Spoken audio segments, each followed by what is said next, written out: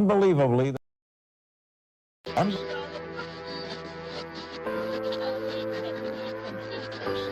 unbelievably, the most watched, most wondered about man in America has gone missing tonight. The intersection of the 5 and the 91 freeway.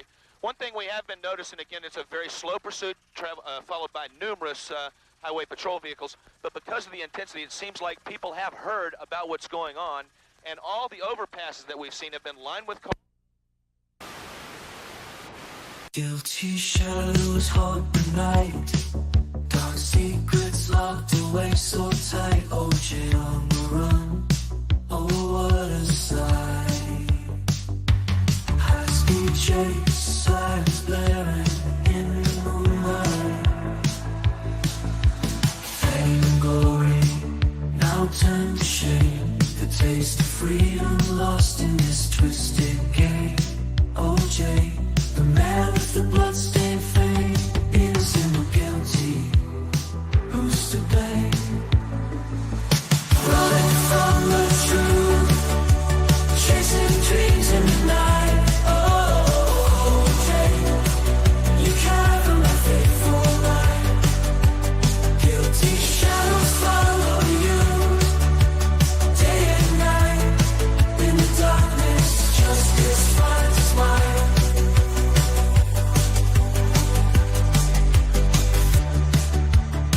One of our LA affiliates. Police believe that O.J. Simpson is in that car. Okay. Police believe he is in that vehicle. 911, what are you reporting? This is AC. I have O.J. in the car. Fame and glory now turned to shame. The taste of freedom lost in this twisted game. OJ, the man with the bloodstained fame, innocent or guilty, who's to blame?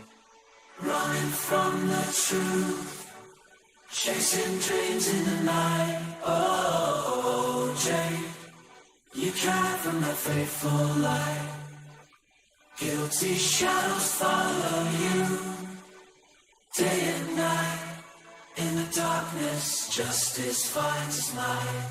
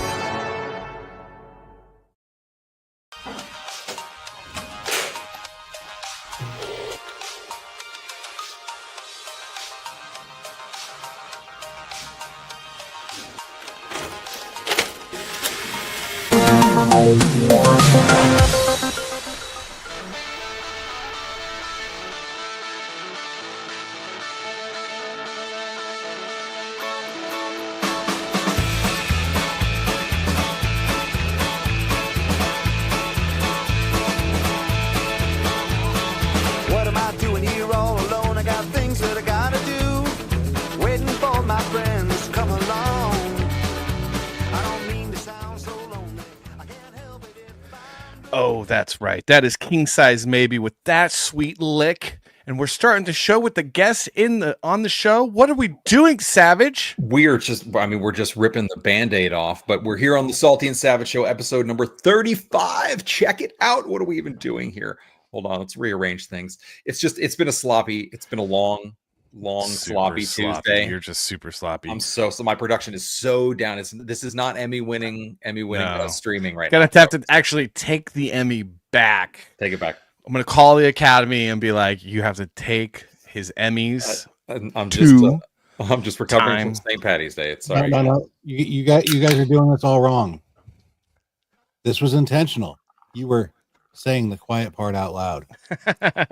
Oh, a little plug for your podcast. So this is Chris Noski. Me was already saying, hey, Sinoski, because that's what we call him, because in the Timcast Discord is where I know him from. He went by Sinoski, and then we just said Snoski because it was funnier to say that. This is Chris. What up? Welcome to the show, bro. Welcome to the show, man.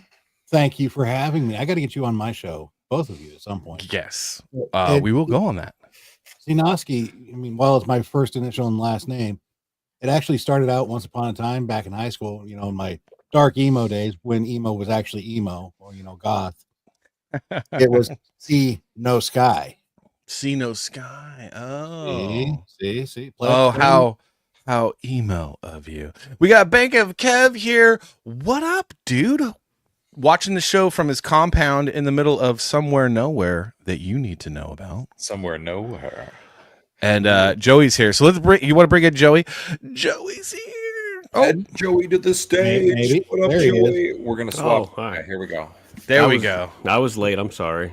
That's You're, all right. You're fine. He was tearing the sleeves off of his shirt, guys. I know. He This did. is a tank top. It comes in no sleeves. I mean, You look great. I'm glad you decided to show up in clothes at least. Well, while he was never there for the 80s, he's got peak 80s vibe with the wife beater. You know, he's got peak 80s Palmdale, California vibe.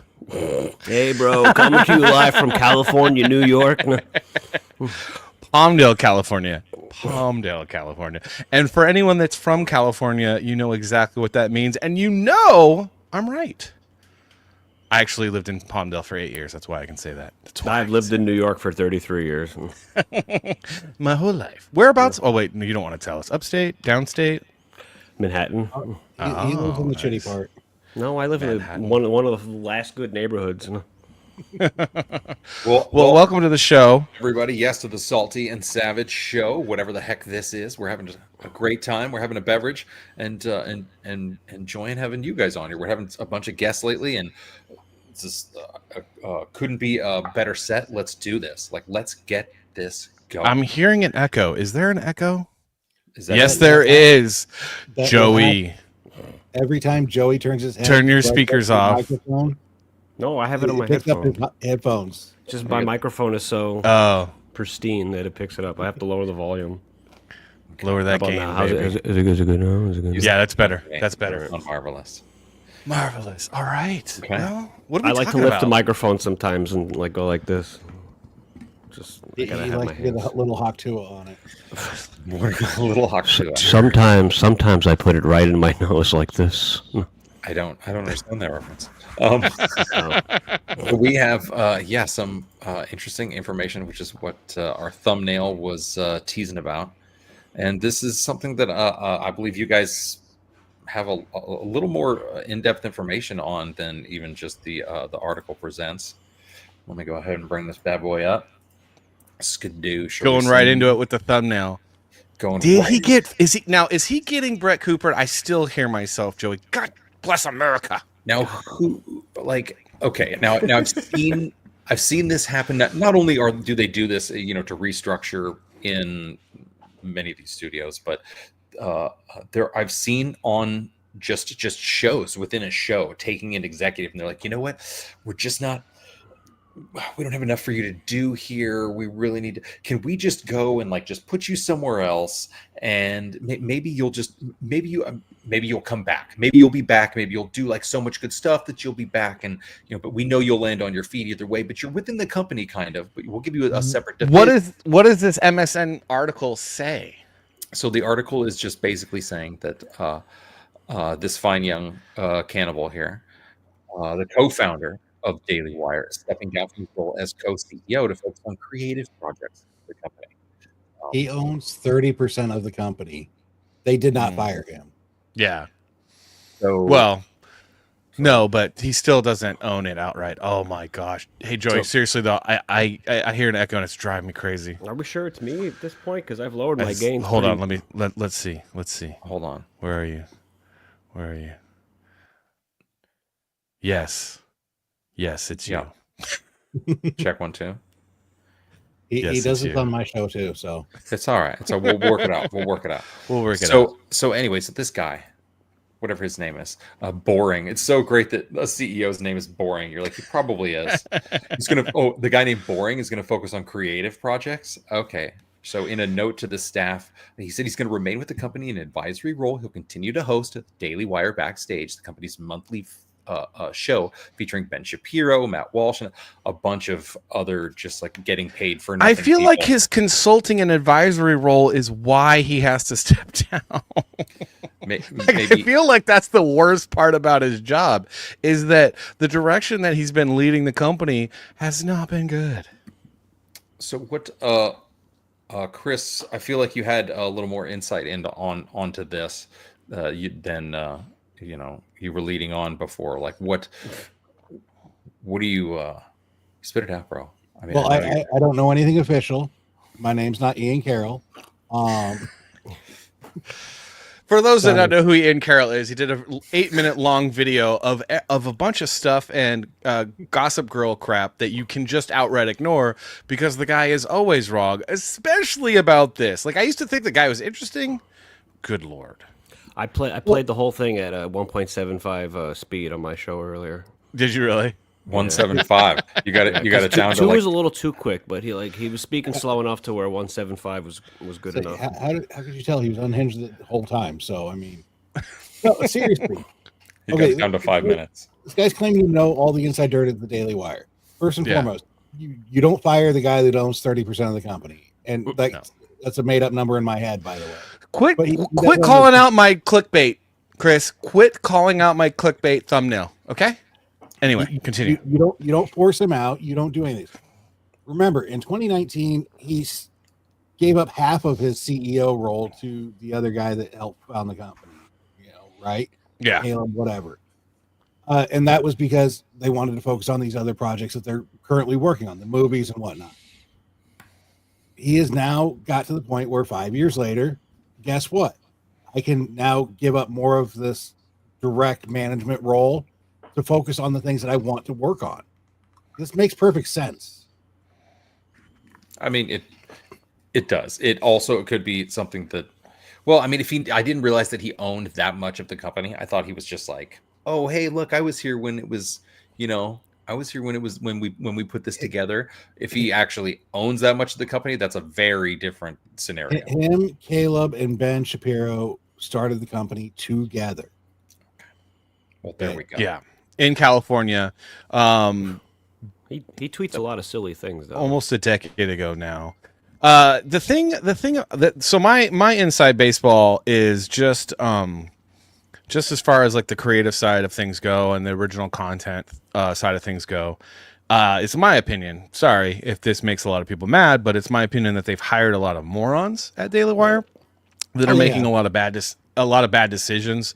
The shows that they have, the original content, like the movie, entertainment, the non-podcast content is really bad.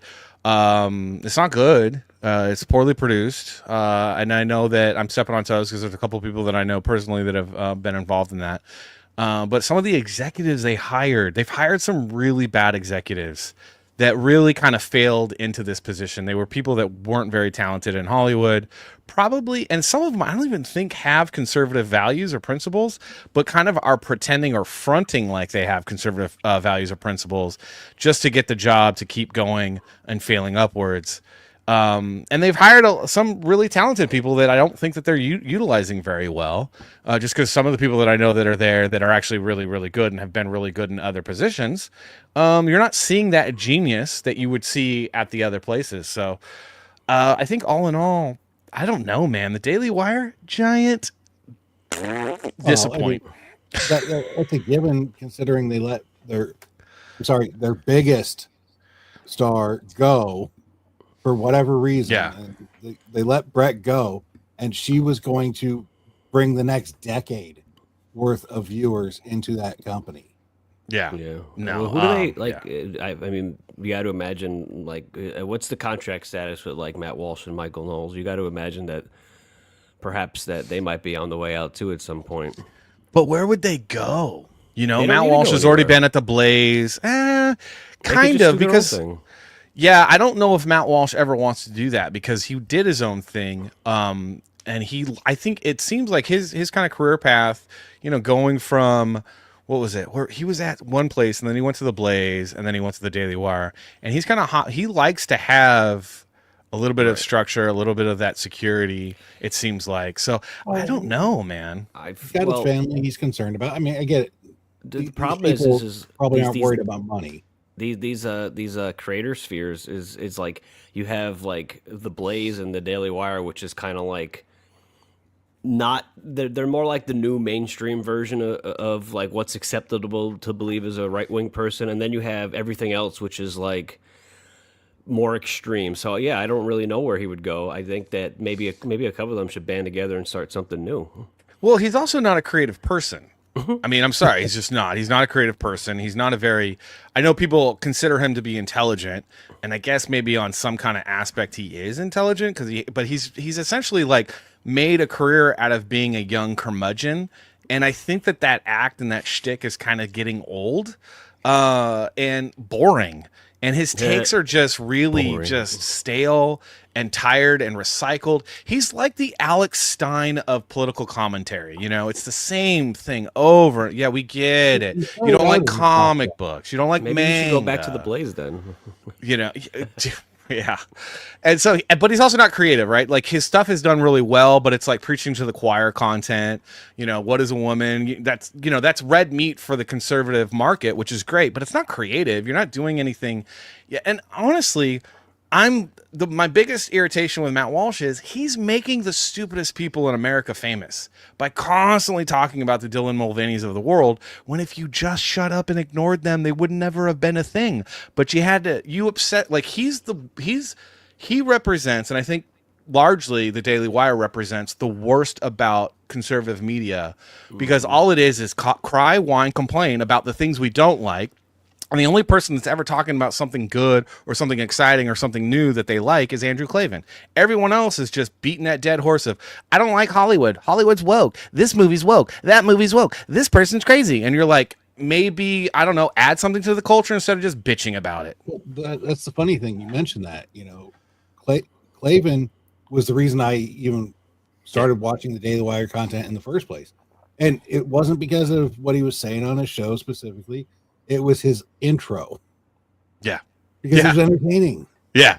Well, because he's an entertainer. I mean, he wrote movie scripts. He wrote books, of course. That's why I got into Daily Wire, was Andrew Klavan. I love Andrew Klavan. Absolutely love Andrew Klavan. So, I mean, he was saying something different. I mean, I like Michael Knowles to an extent, but the problem is when I'm watching Daily Wire, I can't watch Ben Shapiro, Matt Walsh, Michael Knowles, and Andrew Klavan all at once.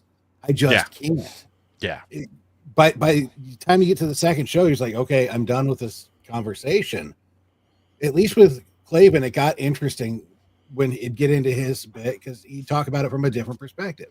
Knowles, he talks more from the philosophical aspect, and he tries to speak at that high level. I'm that staunch conservative guy.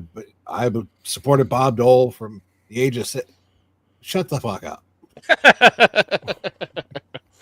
I got to be honest. I've never watched the Daily Wire anything. The best thing Michael Knowles ever did. I'm not joking. The best thing Michael Knowles ever did was put out a book, Reasons to Vote for Democrat, and it was 100% blank. Yeah. That was pretty funny. I liked Michael Knowles in the beginning, but I think I don't hate him as much but also again, he brings on the worst human beings on the face of the earth because it's clickbait. And that's the thing I don't like about Daily Wire, is that they allow the algorithms to kind of control the content that they produce rather than be trendsetters. When they're in a position to be trendsetters, there's such little they're doing the Netflix model when they have absolute the ability to do anything they want and absolutely blaze a trail into something new. And nope. No, they're a slave to the YouTube algorithms, which is like the worst algorithm. Like the only algorithms that are worse than YouTube's are metas. And I think they're they're even slaves to those. And I think that's the problem is Michael Knowles is just going, what's going to get me clicks? Oh, let me have a prostitute on that is pretending to be a Christian now. That's cool. And then make her famous and like help her grift her audience and create a new audience to grift off of. That's great. Cool. Since that happened, I mean, she's doing the same thing. It's just in the Oh, no. It's a grift. It's a grift. It's a grift. It is. I mean, a 304's final form is church girl, right? I mean, that at the end of the day, a 304's final form is I'm a church girl. So she, you know, I've said this many times on Quiet Part Pod or my own show that I just think Daily Wire wants to be the new Fox News. Maybe. They want to be what's acceptable for conservatives to believe in the mainstream. Yeah, they don't talk about anything new or interesting though, and that's their downfall. That's Fox. But look at us. We're talking about bad about the people that talk bad about the people that talk bad about the people. Hey, and I'm not. We're worse. I'm not claiming to be a news outlet. I am claiming to just be a random idiot on the internet talking shit about people. That's the extent of what I claim. Wait, but you disagree with me? How? Like everything they do seems just like new Fox News to me. It's nothing special. It's nothing new. It's nothing exciting. It's nothing fun. It's just media. It would be different if they actually read some of their newsroom articles and talked about those, because there is a diverse group of stories that they write about that you never hear them talk about any of that. Yeah. I think though too, I think the biggest thing for me, and this is, I always kick this dead horse. I think the biggest thing for me is when you pretend or when you say that you're a culture warrior, like, Michael Knowles and Matt Walsh say, then why aren't you talking about good culture that's being made? Because there's tons of good culture being made. You're not doing that because you're not really a culture warrior. You're a culture grifter that all you want to do is exploit a, disenfranchised audience to get them to be on your, to get them to be a fan of you, but you don't want to expose them to actual culture being made so that we can grow culture. And they're in a position of authority right now to actually help grow culture. And the only person doing it over at the Daily Wire is Andrew Klavan. Like that's the only guy doing that. Like, I'm sorry. Everyone else is just grifting. The culture where they are fighting is to bring us back to the 1950s where, hey, we us poor guys, we've got it great. Cigars, got the crab life concept going. Bring me a newspaper. Where's my dinner? Beard Balm. That's the culture they want to bring back. No, we got to get past this notion where that's the only path forward for conservatism. There is a wide array of things going on in this world culture-wise, as you're pointing out, Salty, that we can be promoting that's going on right now that will still move the path forward without going backwards. Yep. Absolutely. Yes. Nestor says, you have a sex worker now telling young girls to be celibate. It's not the way to spread the message. It's not. Hey, that's the definition of pulling up the ladder behind you. Yeah, dude. It's weird. And also hit the like button, please. Please and thank you. Grab something like, I would grab an axe, but here's a sharpener that I use. Just smash it on that like button. Please do it. Or gently tap it. Yeah. But we will say that for everyone that's new, thank you. Welcome. This is the Salty and Savage Show where we talk about pop culture news and other stuff. And we like to have guests on like the Quiet Part podcast. Please think about liking and subscribing and being awesome to us. Thank you. Bye. Thank you. I also want to thank you, Salty, because you are pushing culture in the right ways. You have done something that no one else managed to do ever before.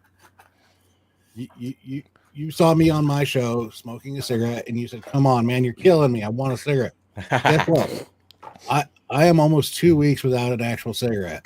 I'm vaping. What? Really? Yeah, I'm vaping, but no cigarettes. The Zen. He's gonna start saying, "Bro." Chris is smart. This is true. The Zen. I highly recommend Zen nicotine pouches because nicotine is a hell of a drug, and is a wonderful drug. This country is built on cigarettes.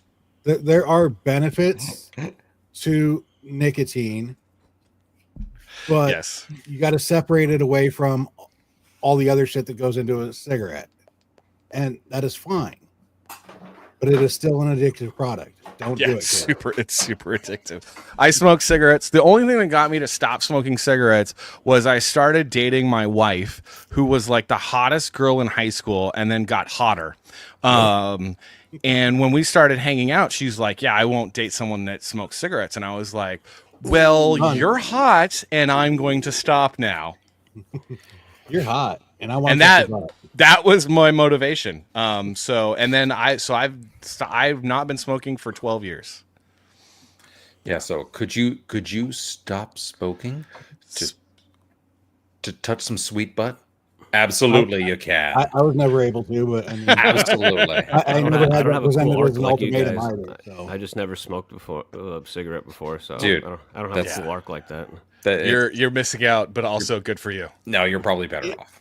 But see, Joey's also younger than all of us here, And I also have a a thing.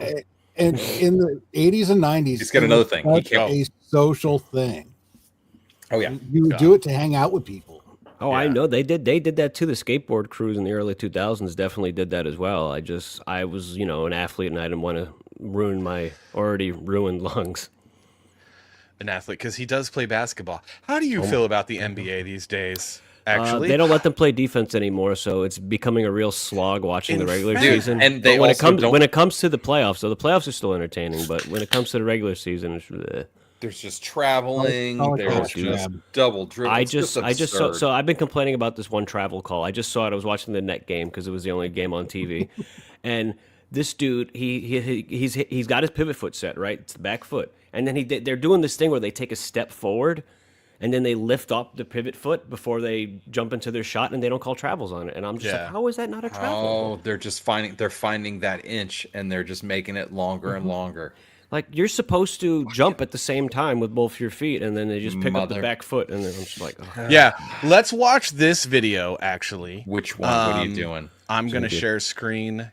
We're going to watch this video. No, so we're just moving on to basketball because the Daily Wire, whatever. Screw them. Screw them. So here is the current status of the NBA. That noise is really annoying. What? Oh, my Lord. Oh my god! Exactly. 5 steps. Exactly. 5 steps. Okay. Exactly. How many was that? 1, 2, 3, and then he does a hop. He goes into a hop.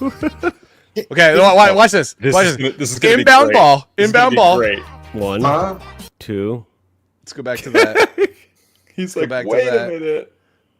We got 1, 2, 3, at like- least 3. yeah. Moves his heel. Like, what? You can't do that. That is illegal.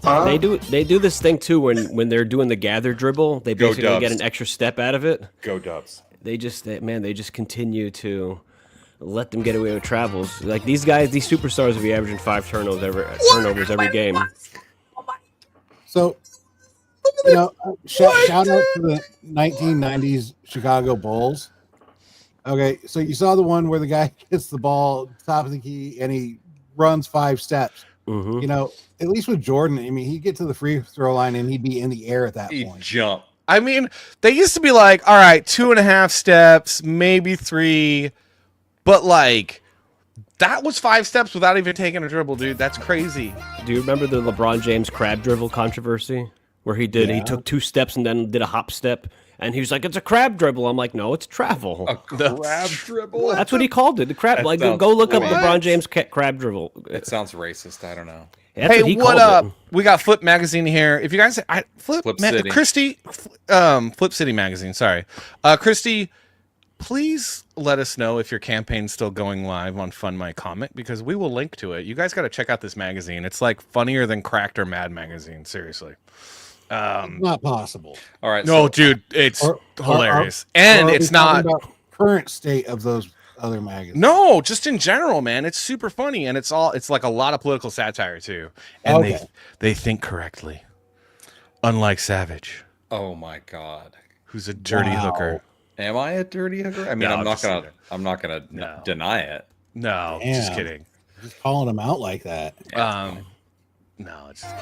Are we Gotta gonna watch? see- Oh my gosh! Okay, we don't have to watch the whole thing. We get the idea. Yeah, it's like seriously, the NBA is ridiculous. I can't watch it anymore. But there's always hockey. In 2021, they made this new rule called freedom of movement, which is ironic because they don't want us to have freedom of movement in our own country. But it's freedom of movement where you basically can't inhibit the offensive player in any way. Like if you hold your ground and they invade your space, you have to give them freedom of movement. And Yeah, no more charging calls. That's why all the scores are like 135 to 140. It's nuts. It's just like the state of the Second Amendment. You can no longer stand your ground. Freedom of movement. That sounds like a all-gender bathroom scenario. That's what they call it. They call it freedom of movement. You must allow the offensive player to go somewhere, basically. And it's like, what's the point of even playing defense? So if this is the current state of the NBA, I never want to hear of another player better than Jordan. Forget it. No.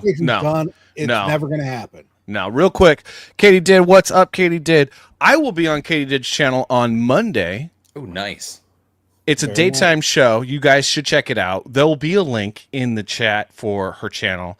I don't know what time. I think 9 o'clock Eastern time for Good Morning Comics Gate. Ooh, nice. And that will be fun. And we will be promoting something that I'll be announcing later. That's 8 a.m. No. Yeah, that's way too. I still got 3 more hours of sleep. Really? Are you guys sleepers inners? Do you guys sleep in a lot? I go to bed at like 5 or 6 in the morning. So that's about the time I wake up, but I can't handle serious conversation at 8 a.m. Yeah, I've been getting up at like 4 or 5 a.m. lately.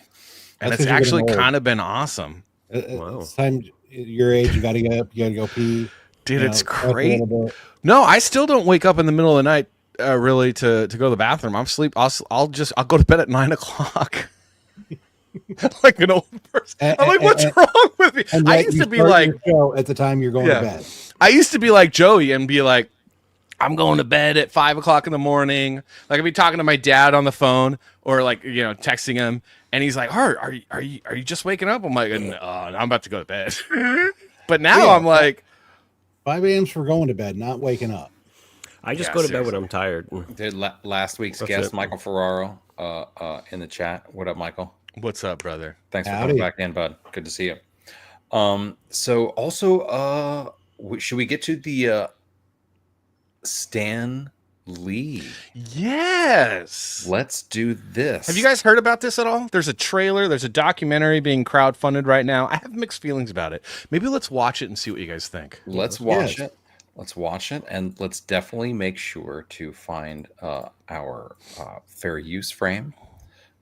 Because I was in the news media and I know how this works. So hold on, let's just do this and do this. My name is John Bullerjack, and for the last 4 years of Stan Lee's life, I was his assistant, his confidant, but most importantly, pause it real quick. Oh, nice hair. Too far.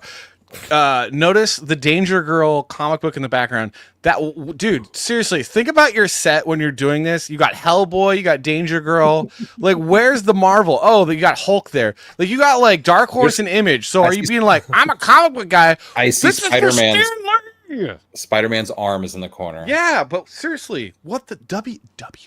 I mean, at least you have the Hulk. I mean, yeah, that's not even top 5 best Stan Lee characters of all time. What up, dude? Who is your top 5? At least it's there. All right, here we go. His friend. I traveled the world with him, witnessing firsthand the incredible highs of his legendary career, but also the heartbreaking lows. Oof. Well, I'm sorry, you didn't witness the incredible highs of his career because those happened before you were born. Right? Well, he had some high careers. Dude, his entire career was highs and lows. Marvel bankrupt, inventing things like Spider-Man. Him being in Mallrats was probably the best. Seriously. Having that conversation with Jason Lee's character about, that might be one of the best, like a total like geeking out. It's called Geeking Out, by the way. Not Nerd Out. It's called Geeking Out. Conversation with Stanley, even though it was fake, it still was like, that's the conversation every kid wanted to have. Right. All right, here, let's continue. Stan spent his final years enduring mistreatment, manipulation, and betrayal at the hands of a few very bad actors. Is there any way to get us out of the San Francisco thing? Or do you feel we gotta do it? Gotta do it. At the time, I didn't have the power to stop it, but I did have a camera and I filmed everything.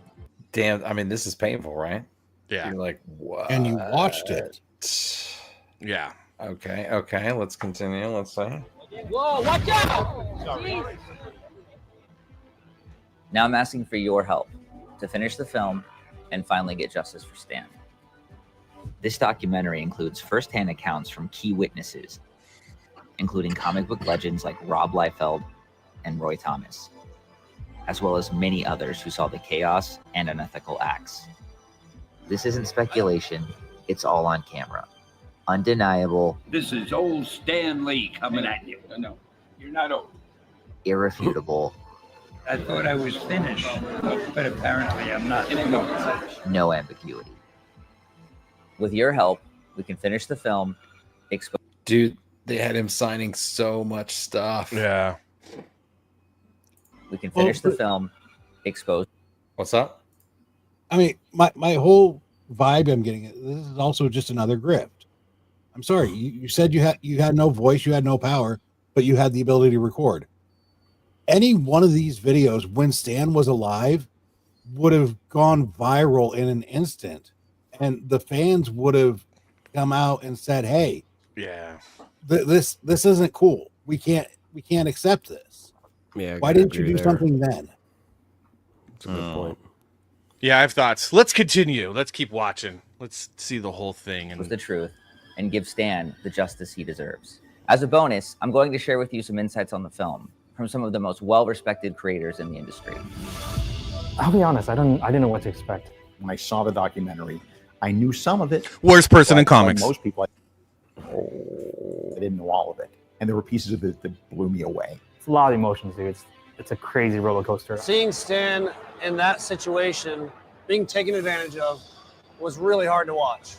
Because I just think, I was thinking of my parents and my grandparents. So I think it's important that people see that even the guy at the top, the most successful comic creator, isn't protected. This film shows behind the curtain that not a lot of us fans get to see. This isn't just a fluff piece trying to... One of the other attack worst people in somebody. comics. This is like, I'll just show you in their own words. I had no idea how The bad worst he'd been person in comics. exploited. And that's a message that people need to hear. I really He's missed got Stan, Jordans on, and you know just he ain't watching it playing just felt sports. like I did notice those Jordans too. I was like, damn. really So I can go to my got kitchen to to know my him bathroom. again. My thing that I hope that this documentary really does is shine a light on what was going on truly with Stan Lee. Ba-boom. Okay, so Yeah, wow. there's a couple of comments, like it feels like a grift. This feels dark. It is one of those things that you're like, oh my gosh, I need to see this. I need to know. But you're like, wait a minute. So somebody was videotaping all this, and the other guy clearly wasn't wanting a videotape, and you just kept doing it instead of saying something. I mean, Chris said it, concisely. It's like what? Yeah, so I think my mixed feelings is this guy's actually pretty well liked among a lot of comic artists and comic people.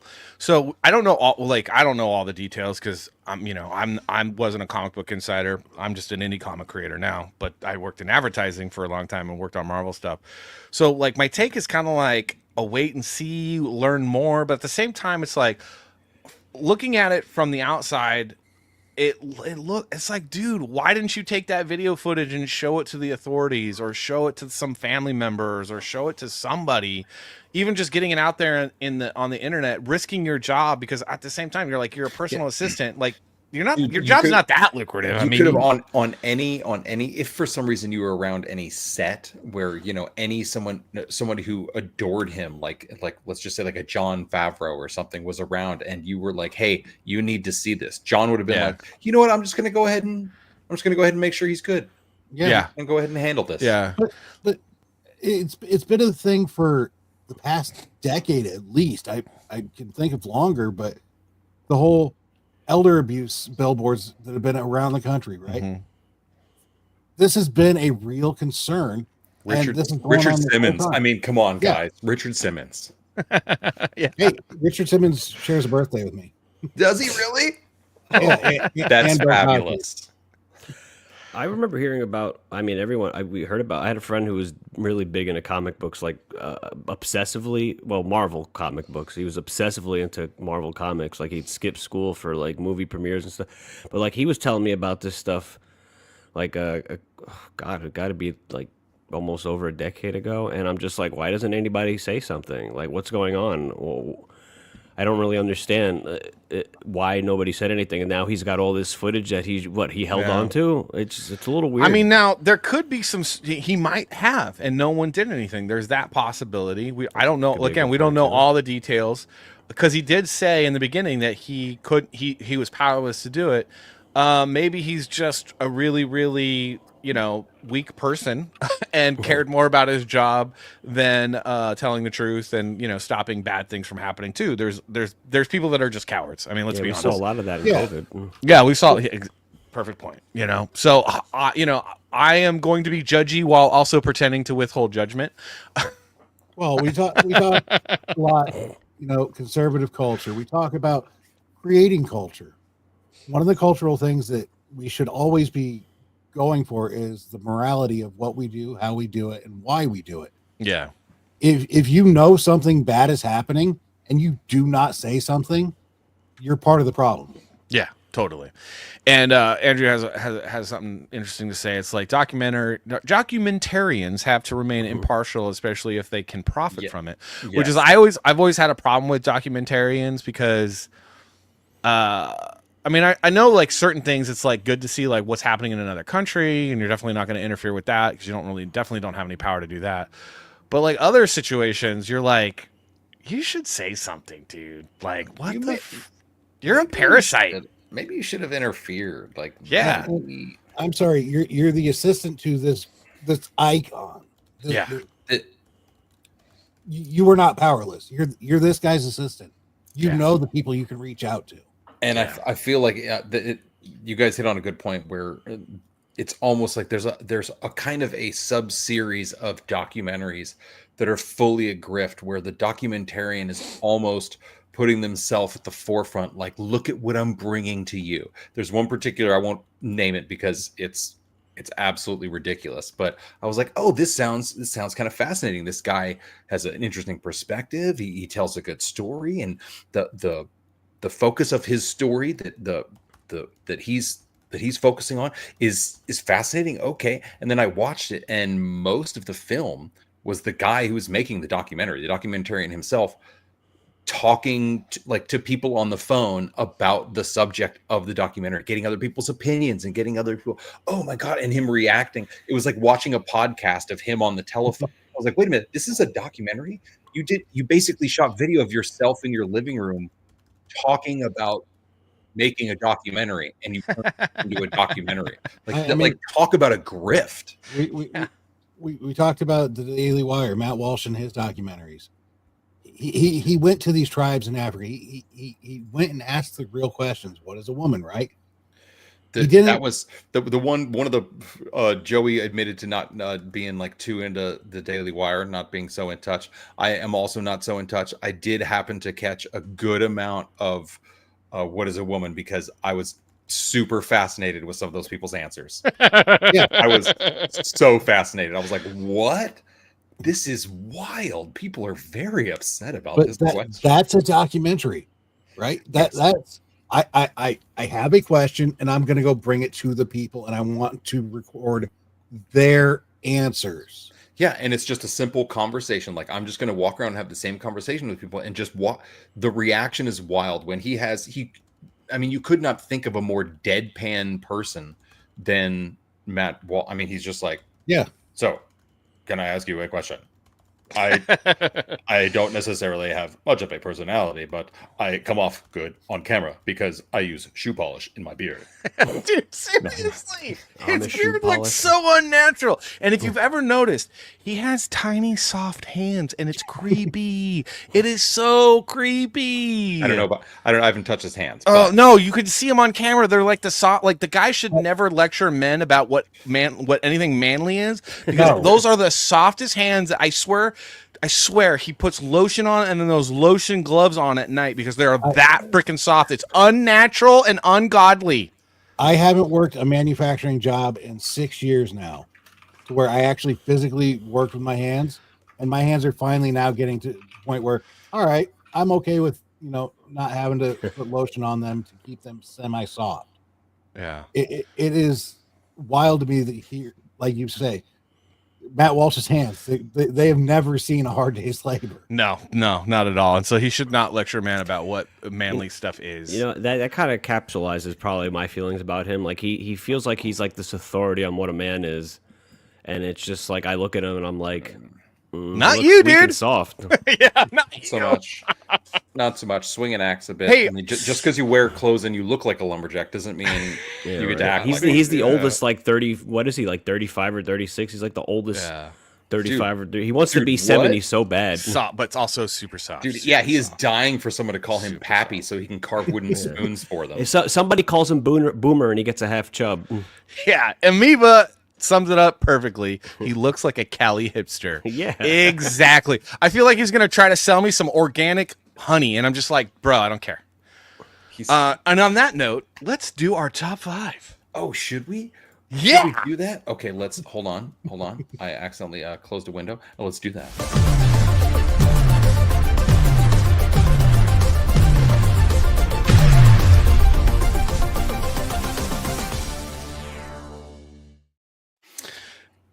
So Joey asked what our top 5 Stan Lee Marvel characters are, and we're about to tell you. Do I give mine too? Suck it, internet. As you can see the posters behind me. So the way that we do our top 5 is we never tell the guests what our top 5 is going to be, because we're going to present you our top 5, and then you can comment, trash it, thrash it, celebrate it, because you should, because we're always correct, and then we'll argue with the chat who always disagrees with us, but we don't care because we're always right. We usually throw a doozy in there, but it's kind of difficult when you're dealing with someone like Stan Lee. The only time you were wrong, Salty, was when you did your top 5 albums for the Deadpool thing, and you left out Wham. When did we do that? It was one of your first episodes. Oh, really? Oh, Dude, we had so many top 5s. Wow. We should make shorts of all of them. What did we do? Top 5 Deadpool albums? Are you watching old episodes of our crappy show?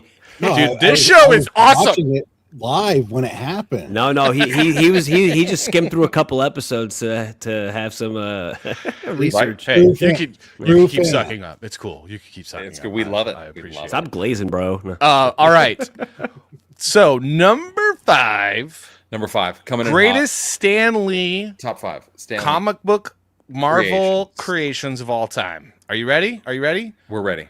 Number 5. Number 5 coming in hot. Iron Man. Iron Man. It's Iron Man.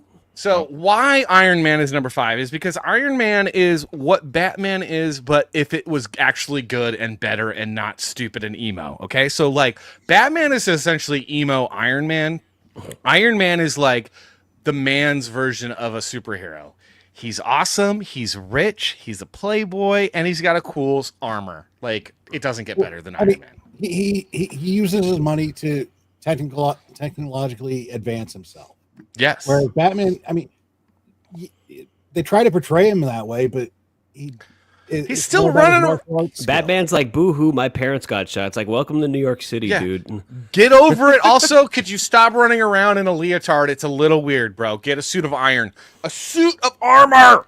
I guess there's some Batmans that do that, but stop snorting those blue flowers, bro. Ra's al Ghul, just stay away from him.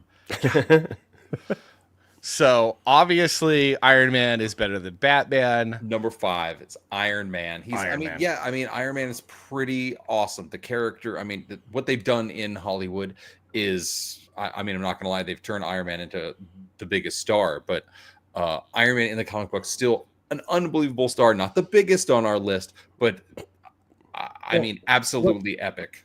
What the MCU did with Iron Man was brilliant. They launched the MCU off of him as a test thing, and they just made him the ultimate face for it. And it was done out of necessity, though, because if they had access to X-Men and Fantastic Four and Spider-Man off the jump, they wouldn't have led with him. They would have led with probably Spider-Man. Yeah. No. If honestly, Marvel going bankrupt and having to sell off Spider-Man to keep the doors open probably ended up working out well for the Avengers because they would have started with Spider-Man. They absolutely would have. They started with because they sold everything off that had that other studios thought had value. Yeah. Fantastic Four, Spider-Man, X-Men. The Avengers were not doing really well when they sold it off. So actually kind of worked out for us because Iron Man is definitely top 5 best comic book movies of all time. Real quick before we go on to the next one, Batman utility belt. Yeah. Iron Man iron suit, dude. Okay. It's not even a comparison. Number 4. It's so funny though. Number 4. Number 4 coming in hot. The Fantastic Four. Fantastic Four. Yeah. This the villains. So this was cool because, this is the first family of superheroes. Okay. The first family of superheroes. It's almost like they're just like a cute little unit but they're also super. This is such a great idea, guys. Let's go with it. Yeah, it's good. You got this guy, the Thing, super awesome. Love this character. Ben Grimm. Reed Richards, like the smartest hero in the Marvel universe. Sue Storm, who is very feminine, but also strong and has feminine superpowers like protecting, invisible, like super awesome, and kept her feminine, not a boss babe, but a feminine superhero. And then obviously the coolest one of all, Johnny Storm, the Human Torch, dude. Come on. Wait, what guy didn't want to be Johnny Storm? Right? Well, the nerds wanted to be Reed Richards. No, but no, not no. only that, the Fantastic they Four wanted has to- a stellar list of villains too. They do. Well, yeah, one of the best ones, Dr. Doom, man. One Dude, of the Dr. best Doom, ones. absolutely fantastic. Yeah, he's right on. Yeah, there you go. Joey's in on it. Yeah, what up, BTM? All right, we're going to move fast because we got an exciting announcement for everybody. So stay here with us. All right. Number Top 3. five. Number 3. Number 3. Number 3. Daredevil. Oh.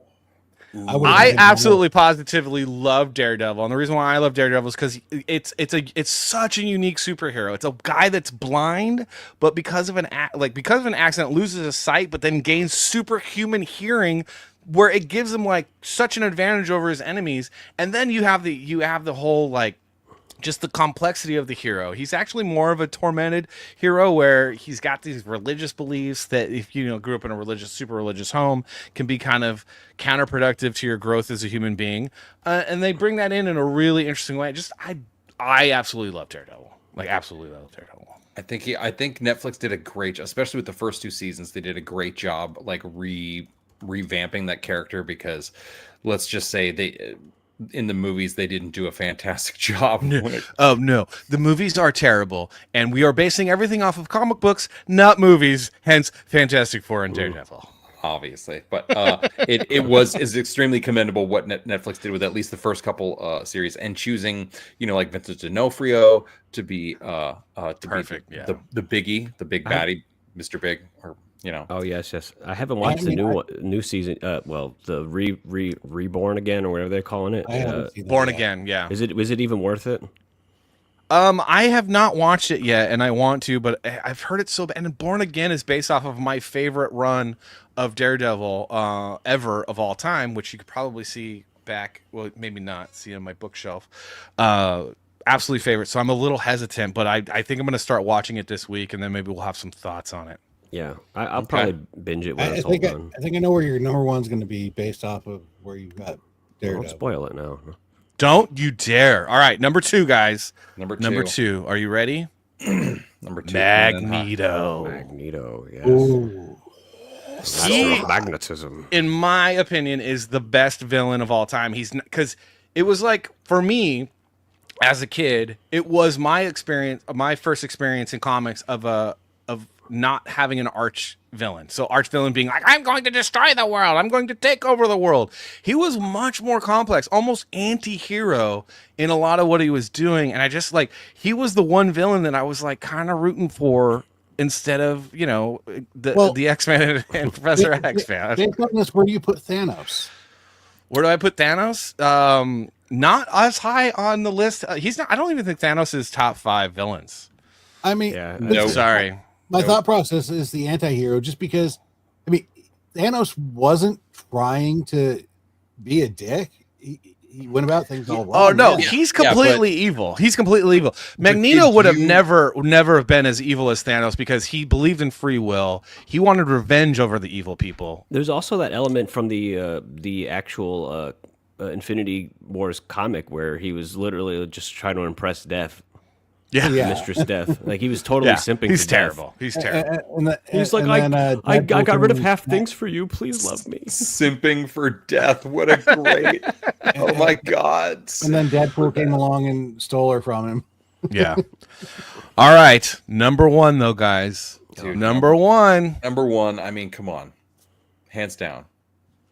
There's nothing like it. Senor. Oh. And we have to show the best artist for Spider-Man of all time, my childhood favorite, Todd McFarlane.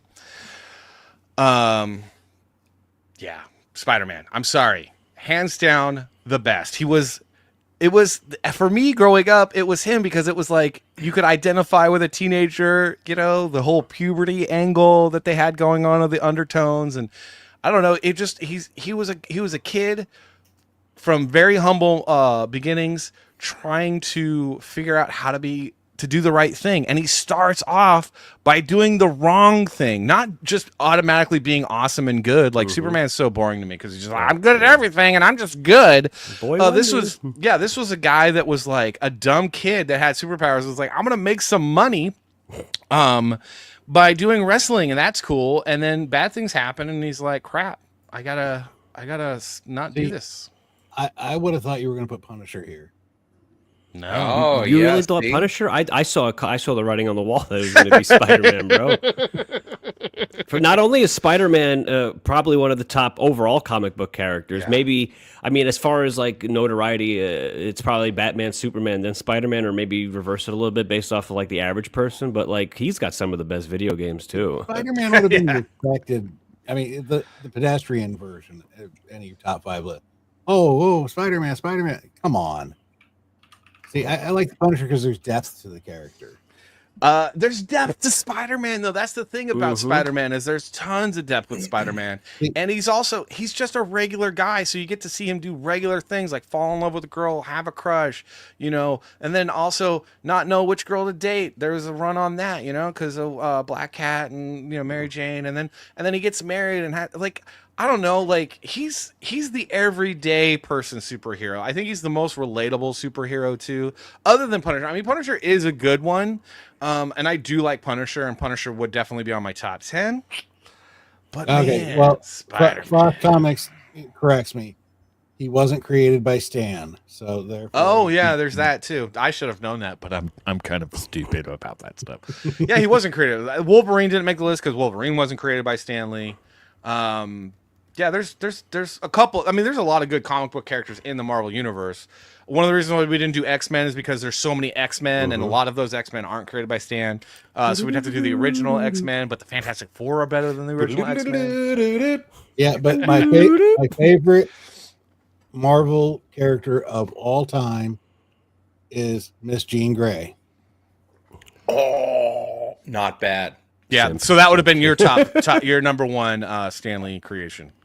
Yes. Gotcha. That's right. We were going by Stan Lee creations. I had a whole list in my head, and I'm like, oh, Stan Lee creation. Yeah. I'm sorry. When you're looking at the entirety of the MCU, the 2 most powerful characters, I'm sorry, you can argue me all you want, and I will shout you down forever, would be Jean Grey and the Scarlet Witch. Jean Grey the Phoenix is a cosmic buster, so those are 2 of the most powerful superheroes. I would not argue that.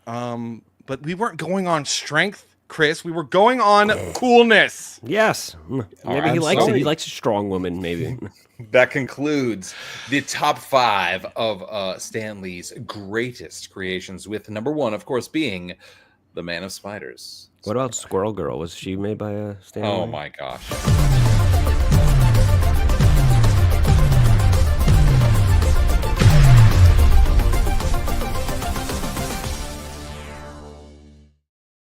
What about Squirrel Girl? You're fired for that comment. So you funny. are fired for that comment. So funny. At least he didn't say She-Hulk. Attorney at law. Dr. Doom would be my favorite, honestly. Attorney. So, Dr. Loblog's Loblog or whatever. Never mind. Arrested Development went through my head. Well, I got a really special announcement that I've been waiting to announce. Oh, hold on. Special announcement. Let's crack a beer. Let's crack some the really exciting before. news. I'm glad Joey and Chris are here because they were at the founding of this project, and so I love Final Fantasy VII. We are leveling up, and we're going to level up, and we're leveling up with a new trailer for Silence Do Good Volume 1. Oh. Are you guys ready for it? Let's watch.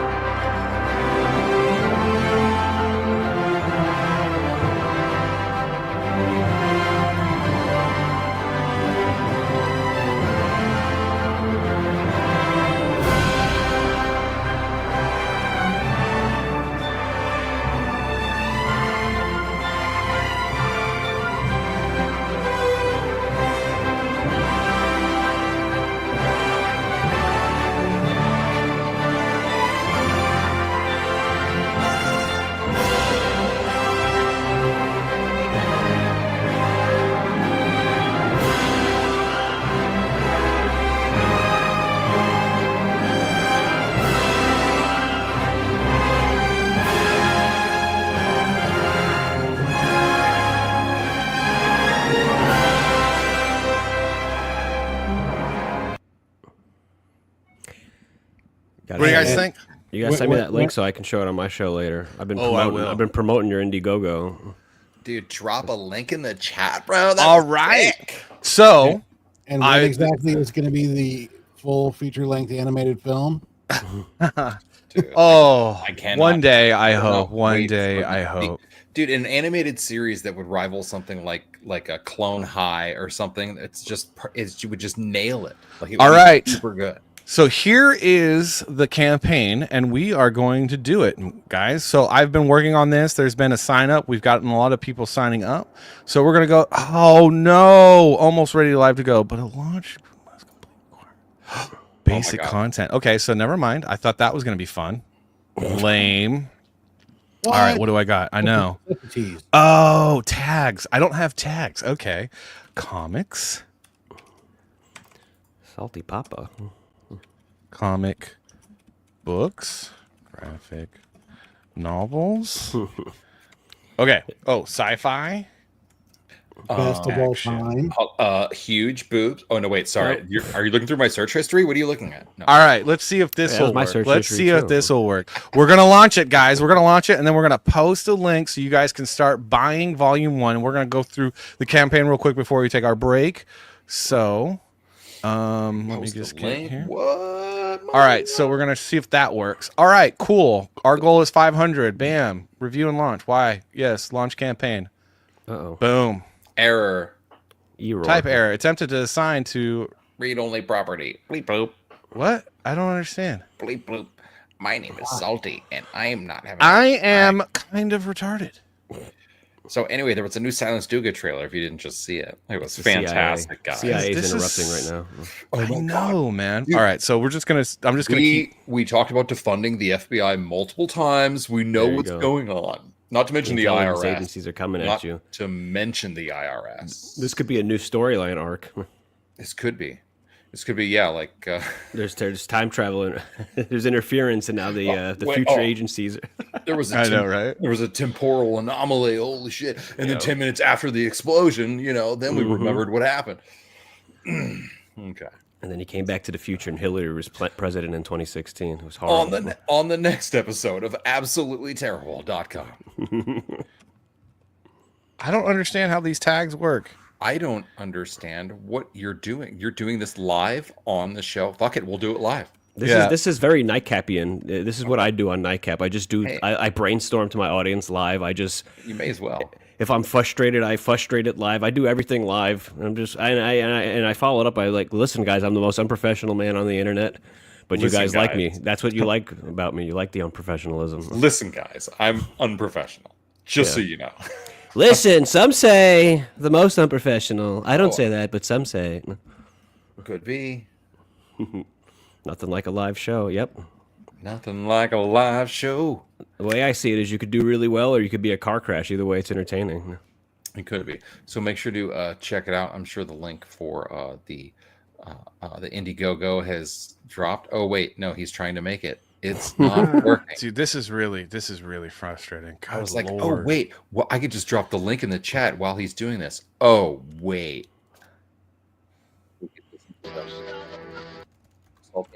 Theme song. I mean, come on. Well, we have. Here's something interesting. While we're waiting, apparently, in the '90s, since we just discussed Stan Lee and Fantastic Four were on our top 5 list of top 5 Stan Lee creations.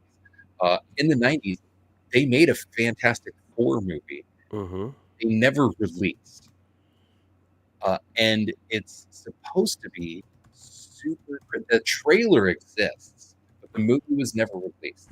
So let me just go ahead and share this with you guys. Fantastic Four, 1994 trailer in 35 millimeter.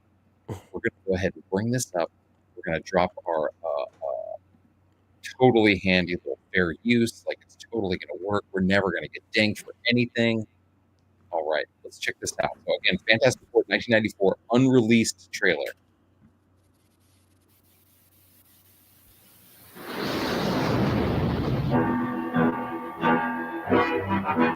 This is real. I'm not even kidding. From the pages of Sounds like Star Wars. Comic book adventure. 4 heroes on a daring mission in space, but something went wrong. Genetically transformed, they become the most powerful superheroes of all time. His underwear.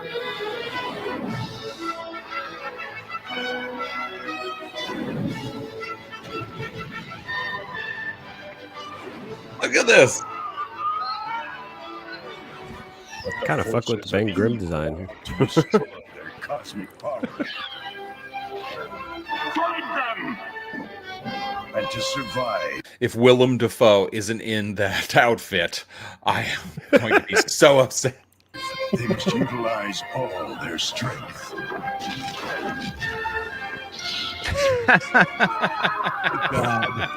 To put an end So to amazing. their arch nemesis. Wait, was that Bucky Barnes? Hold on a second. No, It looks like him, huh? I thought it was the Winter Soldier for a second. He really is the best, isn't he, guys? Nemesis. Doom. It's clobbering time. Oh my gosh. It's basically like the Halloween store. What's that Halloween store called? Fantastic Four. Those costumes. That level of costume.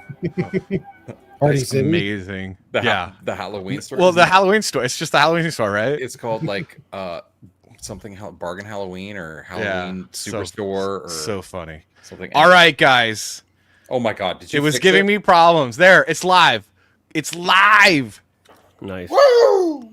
All right, let me get the link out to one of our mods.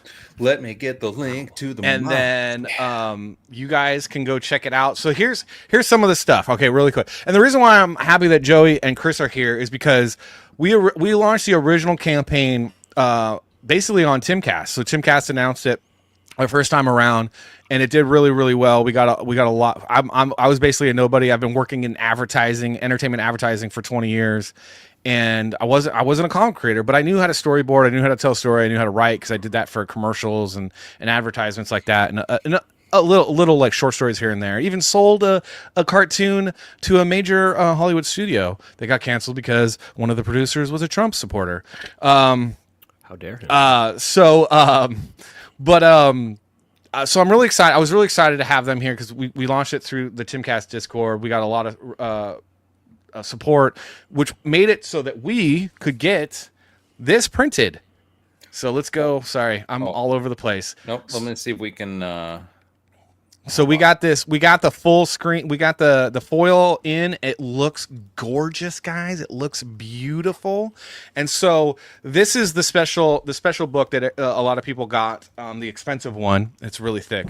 We're hopefully, if we can raise enough money, we can do a foil. We can do a foil pack again, or a foil cover again.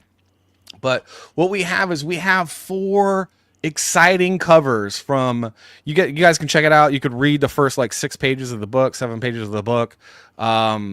We've got 4 covers, one from Comic Book Pro Dan Lawless, super beautiful, awesome. Dan Lawless. We have another cover from Eric Weathers, which I love this. It's very surreal. Weathers. And a new cover from me. So we have a total of 4 covers, 2 from me. And we have a lot of different perks. We have you can basically get everything. You can buy them individually if you want. We have a really cool shirt. The artwork is sick. Oh, what's up with the shirts, bro? The shirt is amazing. And then also we're selling some of the original art from the book. So I draw traditionally now. So a lot of some of the artwork that we're making, one of the covers is for sale. Page 1 is for sale. That's super cool. And then if you want, you can help out, and there's some extra perks. You guys can check it out though. Please think about supporting this campaign. We're trying to change the culture a little bit. We're trying to add some positivity to the culture, not just complaining about the terribleness of the culture. And also, I want to tell a really exciting sci-fi story. So this is I'm assuming everyone knows. This is a comic book about Ben Franklin as a teenager who gets kidnapped by some time travelers and trapped inside a VR program run by an artificial intelligence that thinks it's God. And all kind of it gets weird and awesome, and there's a lot of fighting and robots and stuff. So fighting and robots and stuff. It sounds like a Neil Blomkamp film. I'll tell you what I'll do when I get my copy of this is every day towards the end of Nightcap, I will read a couple of pages in over dramatic voices. Oh, I love it. That would be awesome. I'll tell you what I'll do when I get a hold of it. I'll tell you when I'm gonna roll it up and I'm gonna stick it so far up his ass. I'll tell you what, I'll tell you what I'll do, Tony. I'm gonna take the comic book and I'm gonna start to read it in voices like this. So yeah, think about supporting the campaign. We definitely excellent work, bro. We have some stretch goals. We'll be talking about it, later, maybe later tonight or next week. Every week. Every chance I get. Please buy my comic. Please buy my comic. Please buy my comic. Please buy his comic. Hey. Well, listen. Sometimes on Nightcap, and I don't know why, but sometimes I get people who are very generous to me. So we'll see what happens. Maybe they'll be generous to you as well. Yeah, be generous. Be very generous. They're offering a nightcap of their own. Yes. I will sell my body to help. No, I'm kidding. That's sweet of you. It's not really selling if it's anyway. No, I forget we're on YouTube. So what's your goal on this, Salty? The goal is only $500 because we're going to kind of keep it open for a little bit. We're going to probably go beyond. We're going to keep it at a 30-day campaign. Goal is only $500. So we're gonna make that really fast. But we're trying to what we're doing is we're doing like this is like a pre-order campaign. So the book's ready to print. It's ready to go. Ooh, one last thing. We have a special story in the back. So there's so much going on. One of the other things that we have is we have a 6-page preview of the next comic book that we're working on. And that is going to be People's Republic. So there's another one with author Kurt Schlichter, which is a lot different. It's like think like Punisher meets Fallout. So this is going to be like really, really dark, very, very violent, very action packed. Should take place in Detroit. I have a feeling you're going to make this campaign, Salty. He's going to have like they're going to have muscles like He-Man does. Like it's like there's no muscle there. You're like exactly. Yeah. But again, this is a pre-order campaign, so the story is done. We have the book here. We're going to be we're fulfilling this week. We're starting fulfillment this week on the first campaign. The other thing I should add is like if you got issues 1 through 3, thank you for supporting us. But there's a bunch of new extras in this. There's new art page. There's new story pages. There's 4 new story pages. There's all new lettering. There's a bunch of new art. Frost Comic, if he's still here, he can tell he's been helping me kind of make sure all the spelling's correct. He's been proofreading it, and there's a lot of new stuff. So my goal was to basically make this be the story that I give you, and this is how it's meant to be read. Boom. Like I said, I have a feeling you're going to make this campaign in relatively short order. Yeah, I hope so. I hope so. Yes. So please check out the link. It's in the chat. Please, please, please think about You've buying already my got 2 comic. backers. You've got nice. 2 backers, Salty. Fantastic. 2 backers. What? What? Sorry, Ooh. sorry, I'm not one of them. My page wouldn't load in time. Thank you, guys. Thank you. Yeah, if see, you're Frost in the Comics. audience and you're the backer, let us know. Yeah, please. Yeah, let us know because we will add you to the list. We got a little list. There is a nice little shout out in the back, by the way. Chris and Joey are shouted out in the back along with Tim Pool and a couple other people. You can see that right there. There's a big thank you Nice. to everyone that kind of supported and helped found it. Olivia's there, Michael. Very important. Not seen very often. Yeah, so definitely please let us know. We like to add people's names and give little shout outs and thank yous to people that support the show.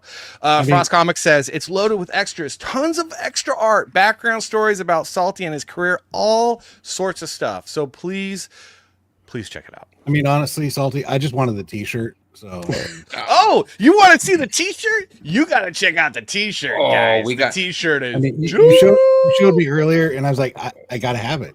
We have a number of t-shirts for the Salty and Savage show, but this is a new shirt. This is going to be exclusive for the Do Good campaign. This is exclusive. Check out the T-shirt, guys. Where is it at? Oh my God! Come in, bring it hot. Bring it hot.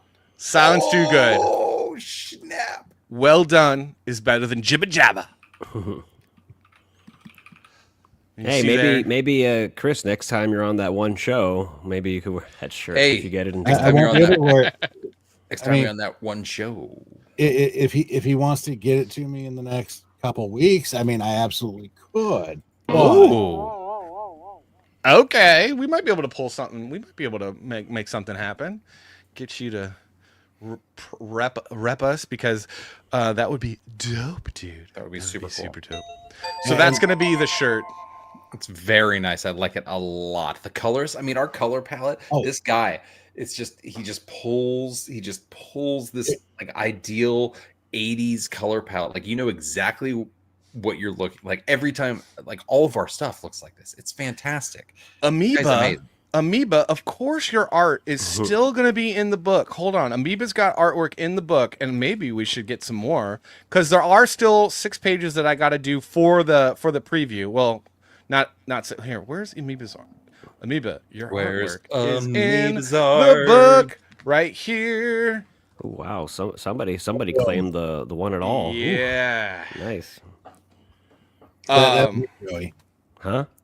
That was me. Good. I need to Amoeba. I need to update the thumbnails. Good job. I need to update the thumbnails. I've been really busy, but yes, there's lots of stuff. He's fine. He's got it all together. Yeah, totally.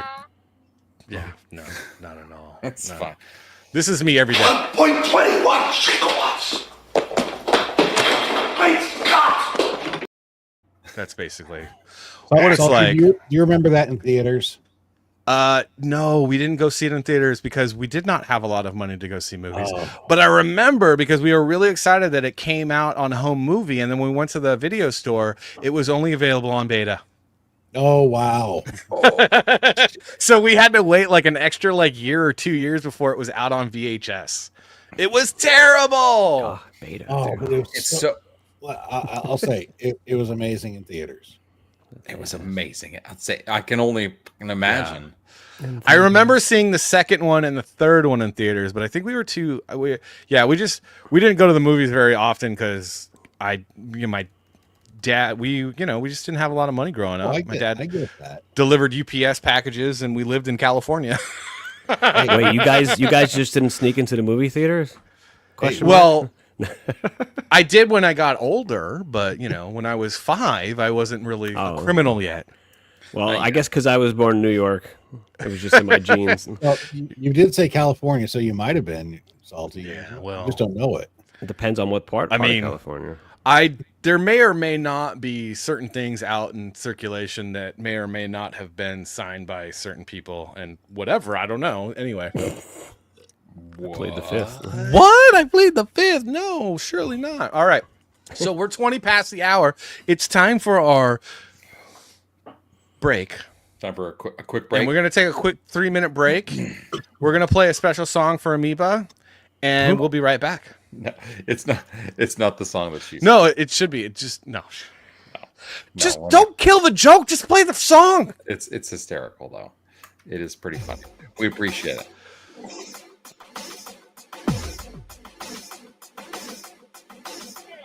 It all begins with repetition. Needles moving to the on position. Scraping glass as if it was a tradition. Leaving us with this chronic affliction. This breathe. This time to be on this evolution. This creates this breathe. On this time to be on this evolution. The dragon burns with the flame of addiction, twisting minds into every position. No explanation for my current condition. The heavens open when we make the incision. Now this could be the last time we will see execution. This could be the last time we will see execution.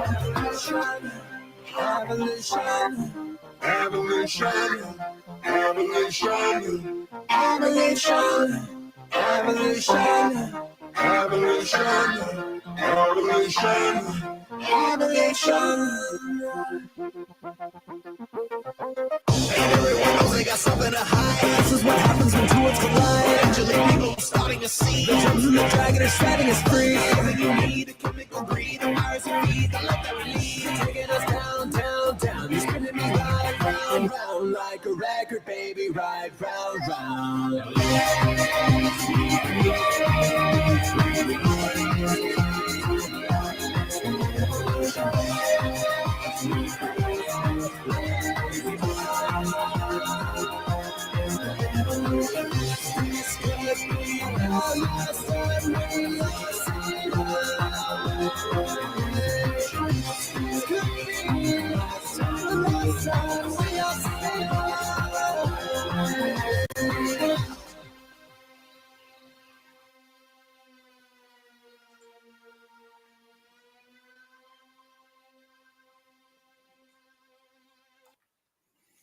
Yep.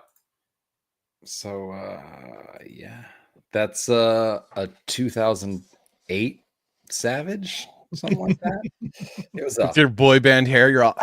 It was a lifetime ago. He had frosted tips then still. No, it's just always great hair, man. I do not know what that's like. I mean, yeah. Well, I used to have great hair myself, and then it all fell out.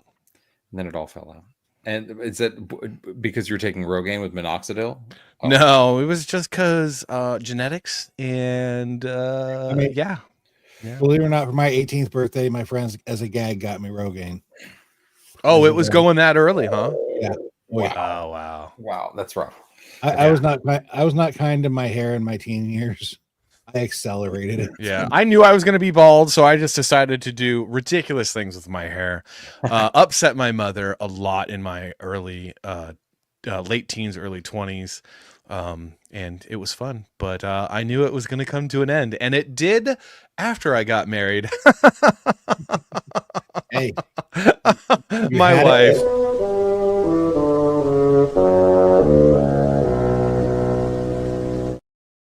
Now you're locked in.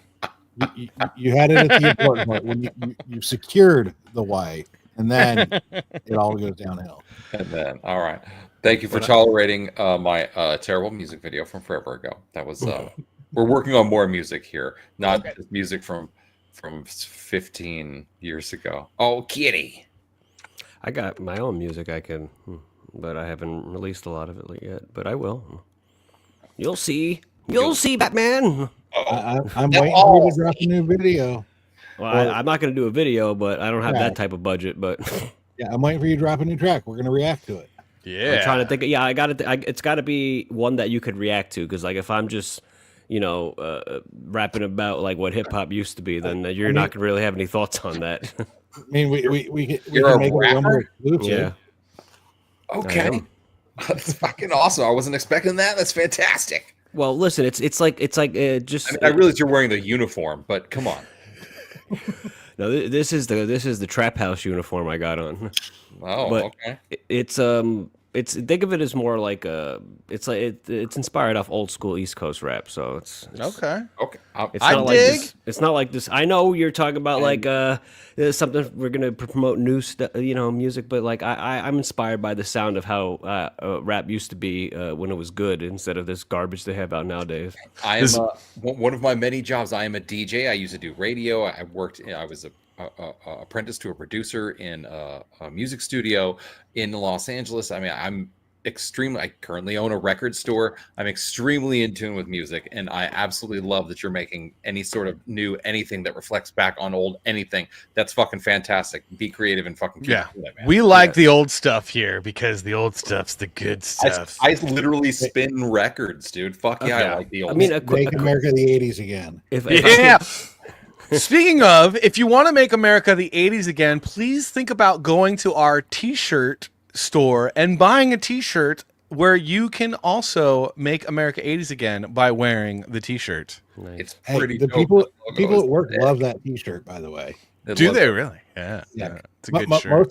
Most of them weren't around for the 80s, but They've heard stories. They've heard the tales. You know what we need to not do is be this guy. Okay. Oh my god, what is he doing? Is he sitting on it to pump up? So the fire? this is from Warpath, who I follow on the Twitters. He's a really good gun guy. You should check him out. But how guys that want to ban assault weapons air up their tires? Are you ready? Yeah. Oh no. Oh my god, the music. Oh, I mean, dear lord, this guy. Yeah. That's how a guy that... What was that? Go Sorry. ahead. No, you're fine. Go ahead. He would have done better if he would have just disconnected the hose and shoved it straight up there and farted. Dude, seriously. But that is how guys that want to ban assault weapons... I don't even know what an assault weapon is. But when they say that, that's what you imagine when they're trying to air up a tire. That's what they do. Yeah, that's what they do. Also, aside from the awesome Make America 80s Again shirts, we have the standard Salty and Savage shirt. Of course, fantastic logo. Larson Bros can be found on my stuff. Link is in the info, usually in the things. And we also have, there is another great shirt that we have. We've got so many great shirts. This guy, when you have an artist like Salty, just like as as part of the crew, then we're just we're gonna make some awesome stuff. Where is Hey, it? Savage, you know what time it is? You know what time it is? You know what time it is? What time is it? Chris, you know what time it is?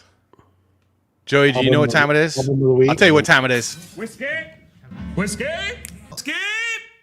Whiskey? Whiskey. I wish I could join you guys. Whiskey o'clock.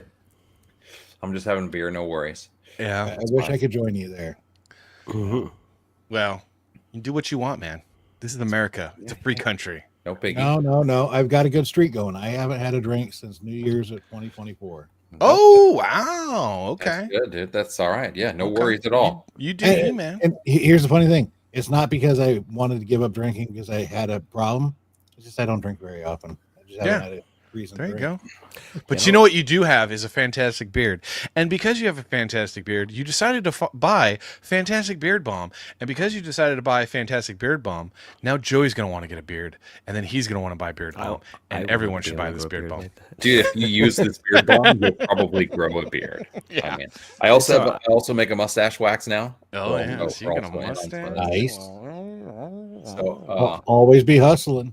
It's like one of my 7 jobs. It's like we're doing. He's Jamaican. He's the gingerest Jamaican I've ever met. 7 jobs. That's like Puerto Rican. Hey man, You lazy bum. But you only got 3 job. I got 14 job. I'm the butcher, the baker, and the candlestick maker. Let me tell you one thing, man. Oh man, I did take a trip to Jamaica actually just earlier this year. It was awesome, dude. Jamaica is so great. I'm saying Mexico is for suckers. Jamaica is fantastic. Well, the problem with Mexico is that it is a third world country that needs to be annexed by America, And then cleared out to just be a buffer zone. Yeah. And they can still make Toyota Tacomas, right? Just a parking lot. And Coca-Cola. Like as long as they can still make Coca-Cola and Toyota Tacomas, let's do this. All right. I did want to show you guys a video because we were talking about making America 80s again. Again, guys, if you want, please go check out that shirt. It's awesome. Michael Ferraro has one, and he cut the sleeves off, and it looks dope. So dope that if I was a girl, I'd be like, please touch me in special places. Wait, Oh what? my God, where'd you even get that shirt? But I wanted to show you guys a video because I thought it'd be interesting to show Joey this, especially because he'd be like, dude, what? But also to see what Chris thinks, because Chris is around the same age that I am, and so is Savage. So let's watch this little documentary. It's a minute long. What? There was a weird smell in Simi Valley schools in the 1980s that every Gen Xer secretly loved. So we're gonna pause it because it's got that sweet Tears for Fears music in the background. This is a fact that no one under 40 has ever heard before, but anyone over 50 would say, oh my God, I used to love that. No, not nuclear fallout. It was the smell of methanol and isopropanol in the classroom. Sometimes I dip my smoking items in them. The 80s just hit different. The 80s hit different. Wasn't that toxic? Every classroom handout and assignment was printed with a psychedelic purple ink on a machine called a mimeograph.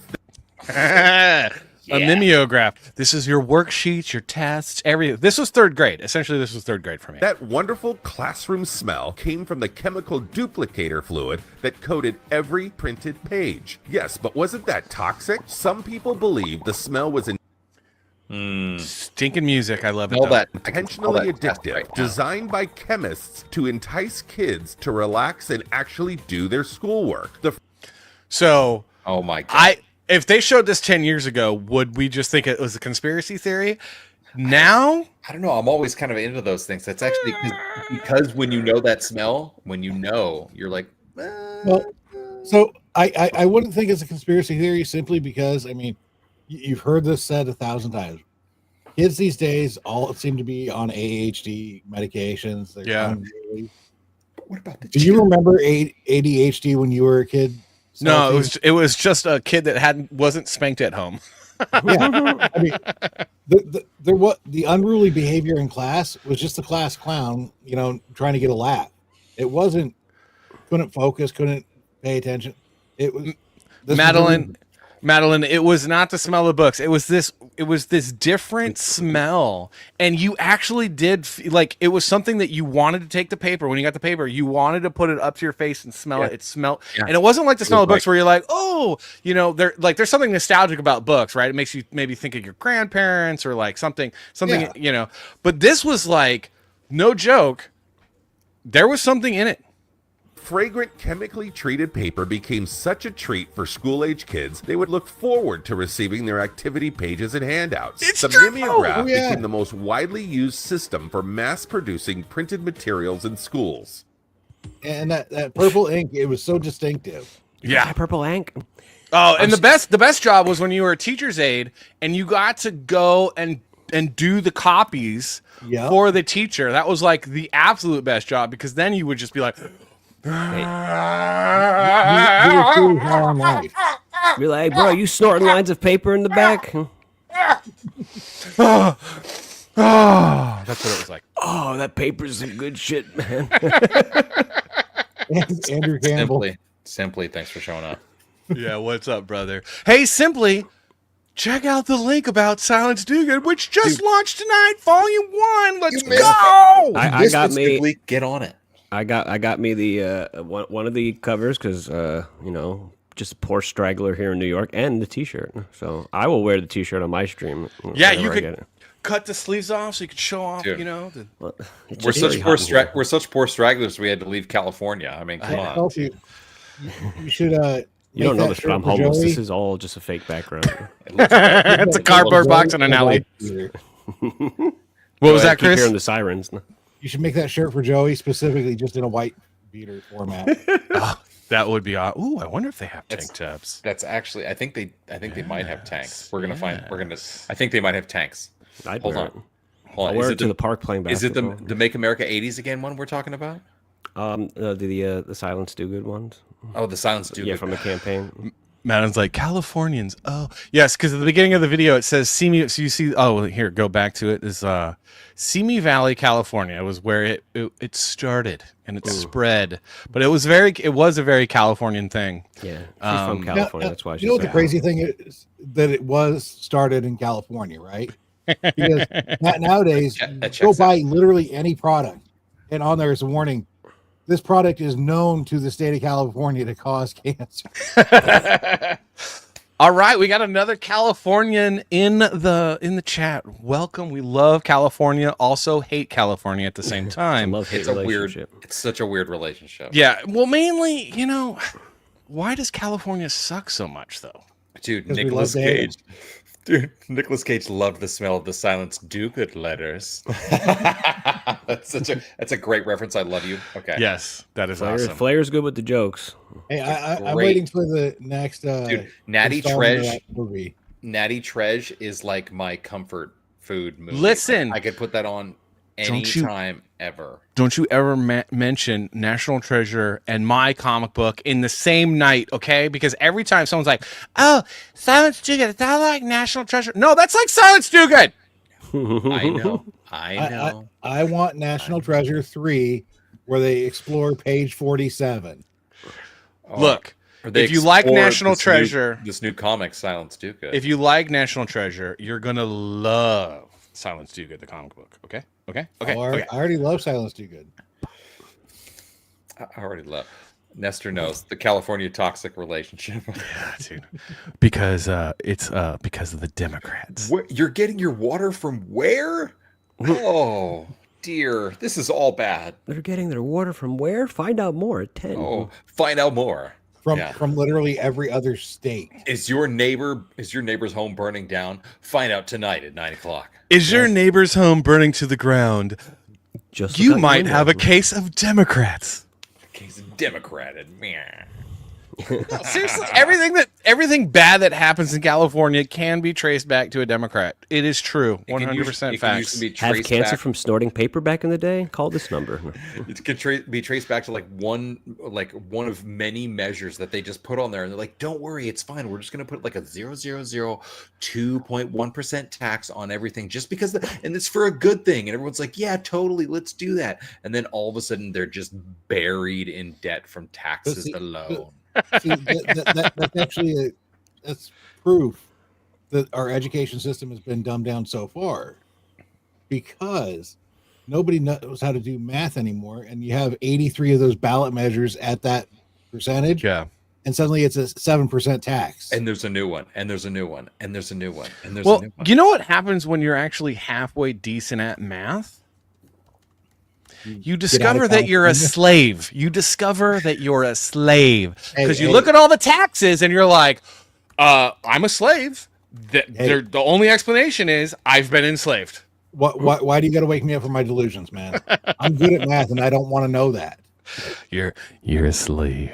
You live here? Yes. Well, maybe you know what a zombie is. When a person dies and is buried, it seems there's certain voodoo priests who have the power to bring him back to life. Horrible.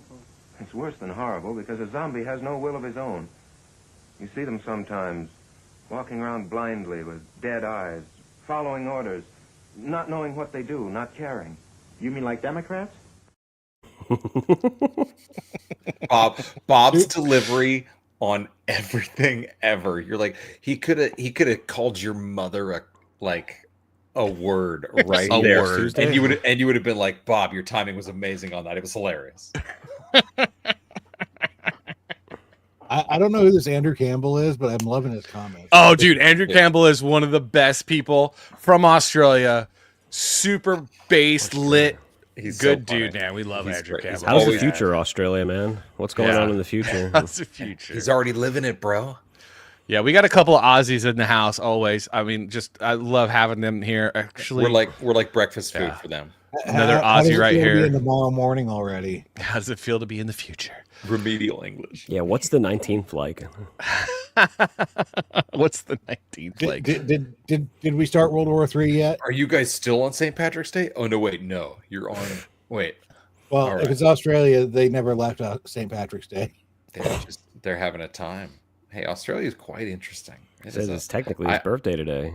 Well, happy birthday. Wait, Happy birthday technically? to you. Where's the Frosty the Snowman? Happy birthday. Oh, we got to get that. Oh. You know what? The Baron, we need that wow. cut, Baron. We need that cut. We'll just.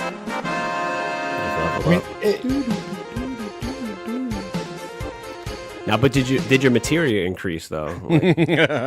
Oh, He leveled up. Did you get more mana? Yeah. Do you have a triple AP weapon on? Okay, nerds. Nerd alert. Well, Andrew, thank you once again. Always appreciate you being here, buddy. All right. Do you guys want to? Can I show you one last thing? Dude, can I show you guys one last thing? Please show us. All right. One more Check this thing. out. One more thing.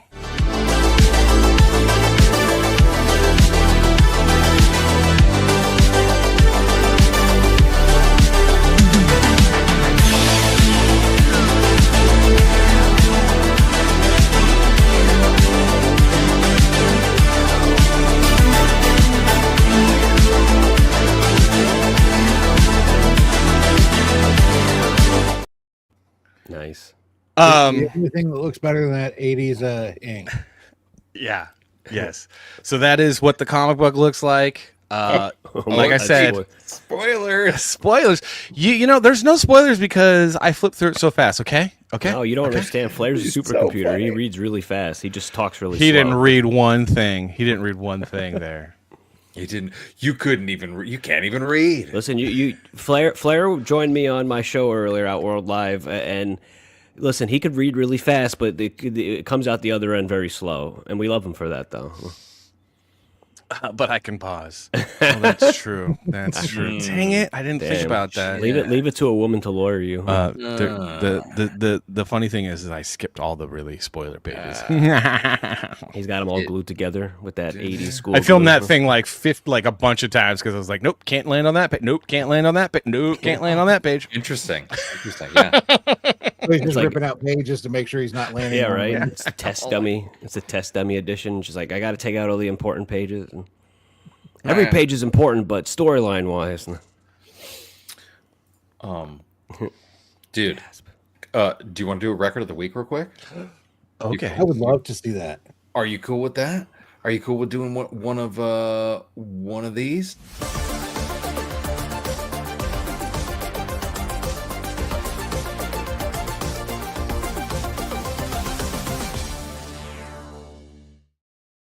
All right. I mean, so I got to be honest. I only come here for record of the week in your top 5 list. Well, yeah, I mean those are the best parts of the show. You and It's everybody true. else. Everything else in the middle is just bullcrap and commercials. and I'm still working on the record of the week. But this one's kind of interesting. Had a little fun. So this was Well, hold on real quick. You know what would make record of the week better? Is if we just did this show on Rumble like Chris and Joey do their podcast, The Quiet Part podcast. Because there's actually like free speech and cool stuff that you can do on Rumble because YouTube is lame. I mean, I feel like I can say pretty much whatever I want, but I understand that there's some things like playing certain music or whatever isn't. Well, you can't say grape and you can't say PDF file. And you can't say, there's some things. Those come up, but I'm not like trying to overdo it with them or anything. No. You can't talk about working on your car, a certain component. Oh man, the transmission again. Yeah. Son of a... Can't show firearms. Oh. It's not even certain you know what? subjects. YouTube is Canada. YouTube is Canada, essentially. That's what it is. Right, That's the problem. Anyway, the record of the week is from someone who nobody can deny his excellence.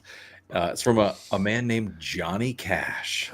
But this is not like a normal Johnny Cash album because Johnny Cash, much like Elvis or so many other really solid artists, Frank Sinatra over the years, recorded a bunch of songs. And Johnny Cash wrote a ton of random stuff that he just recorded over the years. And one particular album came across that's it's an oldie. It's actually a compilation, but it's got really cool artwork that I thought would be kind of fascinating. Oh, look at that. I love that illustration. Right? That is super cool. Everybody loves a nut. And so the main song is Everybody Loves a Nut. Everybody loves a weirdo. It's kind of like Johnny Cash's original, like People Are Strange When You're a Stranger kind of a song.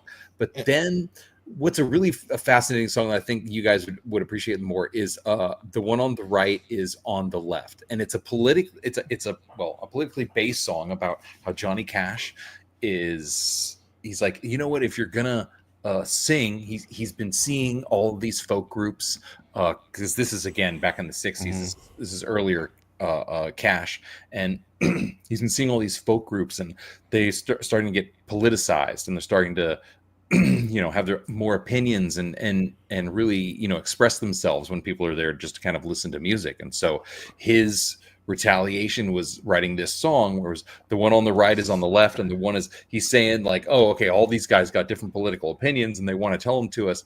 But the fundamental part of the song that he gets to in the end is like, look, if you're going to sing songs about if you're going to sing American folk songs about our homeland, and he's extremely conservative about the whole thing, then maybe just don't like bring your politics into it. Maybe shut your mouth.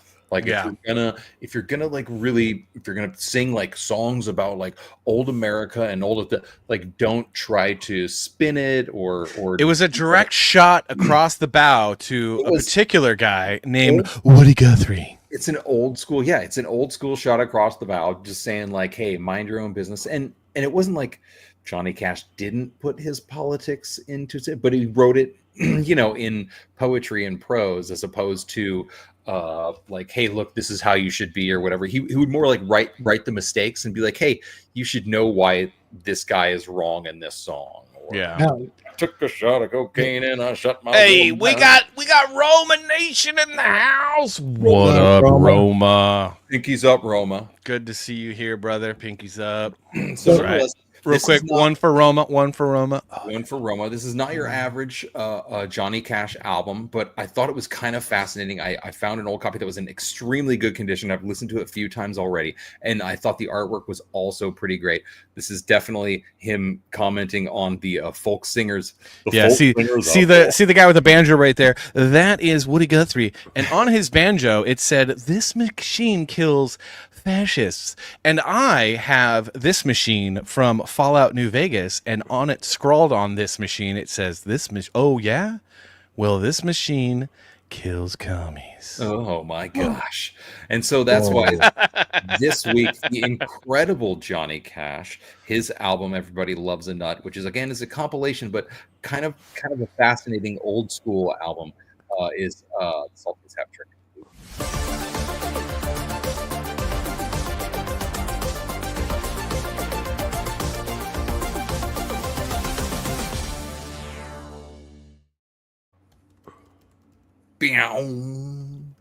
Dude, I haven't seen Uncapped here, man. He continues the intros and the various things that he's done for us are little production elements.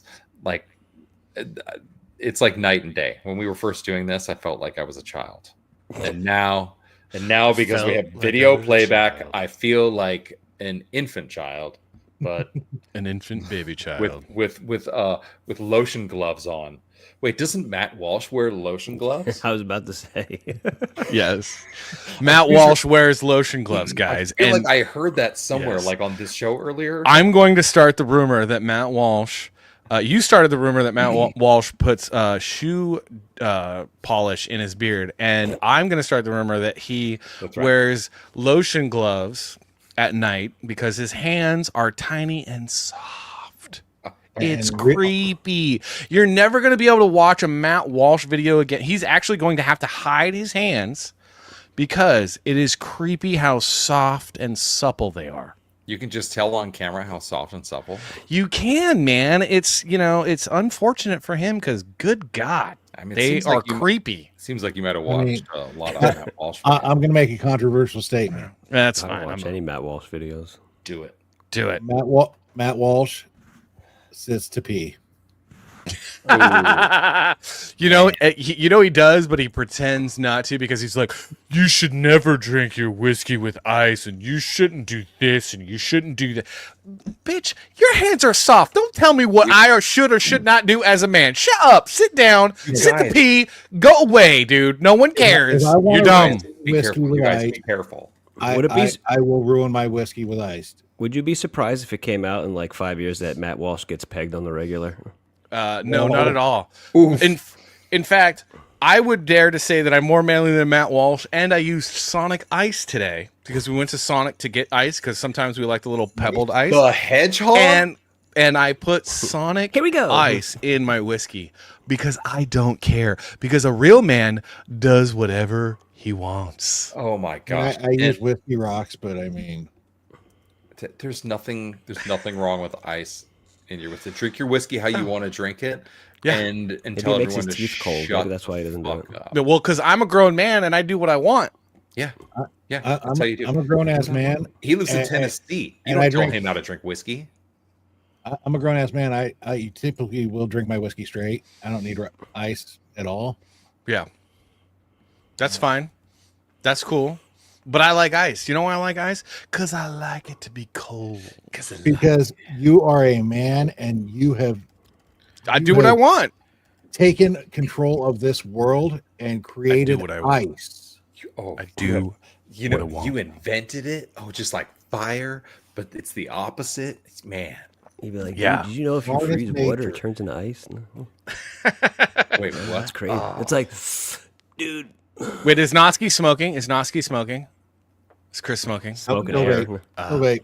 He's vaping. It's definitely not smoking. Because every time I see him light up a grit, I'm all like, oh, dark mother, I miss you.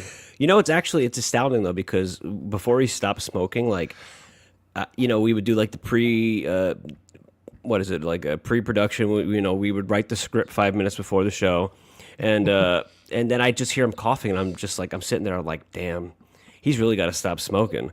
And then, now he stopped smoking. Yeah, I don't hear him coughing anymore. It's great. Well, that's good. I will say, though, if my wife decides to go to heaven before me, I'm smoking again. Okay. He says this and I'm smoking a pack a day. I'm mildly uncomfortable with how much he says. Yeah, right. I'm saying I love my wife that much that if she decides to go to heaven before me, I'm smoking. I don't care. All bets are off. I'm smoking if she cigarettes. Decides to go to heaven. Well, train cam. mean, Oh, train cam. Hold on. I think we got a train coming. We got ding ding. I heard that. I heard he was blowing. Oh, he didn't do the big horn. Oh no. I guess it was like a little big horn. I'm like right outside this window. There is a train track, like right there. So when they hit this one track, it is so loud that I wouldn't be surprised if everything just started shaking. It's fantastic. But anyway, enough about me. An earthquake. We get it. You're autistic. Listen, who's that referring to? Listen, I don't know. All of us, probably the entire panel. right now. Look. I went to the School of Business, and did you? I was like, speaking of autism, never mind. Peak autism right there. Speaking of Peak.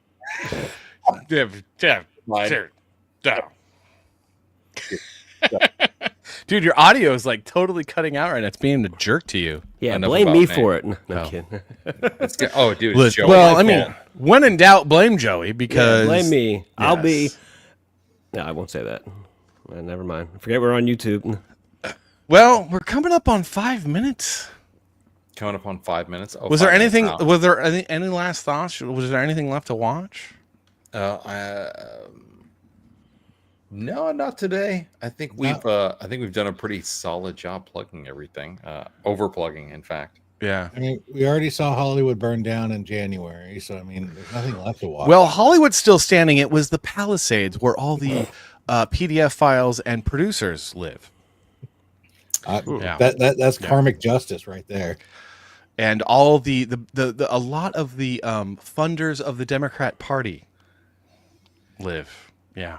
So It two was tiers. It was a scorcher. Yeah, it was really bad, and that's what happens when you elect Democrats. Your town burns to the ground. He's on fire. There was a I haven't heard anybody follow up with this company, but I was reading an article that there's a company and they have these like home devices that you plug into sockets and whatnot, and it tells you kind of like if you were close to the they pay people or something like this to put this in their homes, and it tells you if you were close to a surge or something like that. And they had their whole system had hits, electrical surge hits, like 10, 15, 20 minutes before any fires were reported in the three main areas where the fires happened. And you're like, is it the electrical grid again? Are they just gonna get away with this again? Yeah. Like, are you serious? Well, you know who the Democrats were blaming it on, right? This is how evil the Democrats are, that they were blaming it on. Like, who does that? Why would you blame it on the gummy bears, man? Like, that's how evil the Democrats are. Because they haven't worked in Hollywood in years, and they're just like bringing it up. It's so upsetting, dude. I've got to find this video for you, Salty.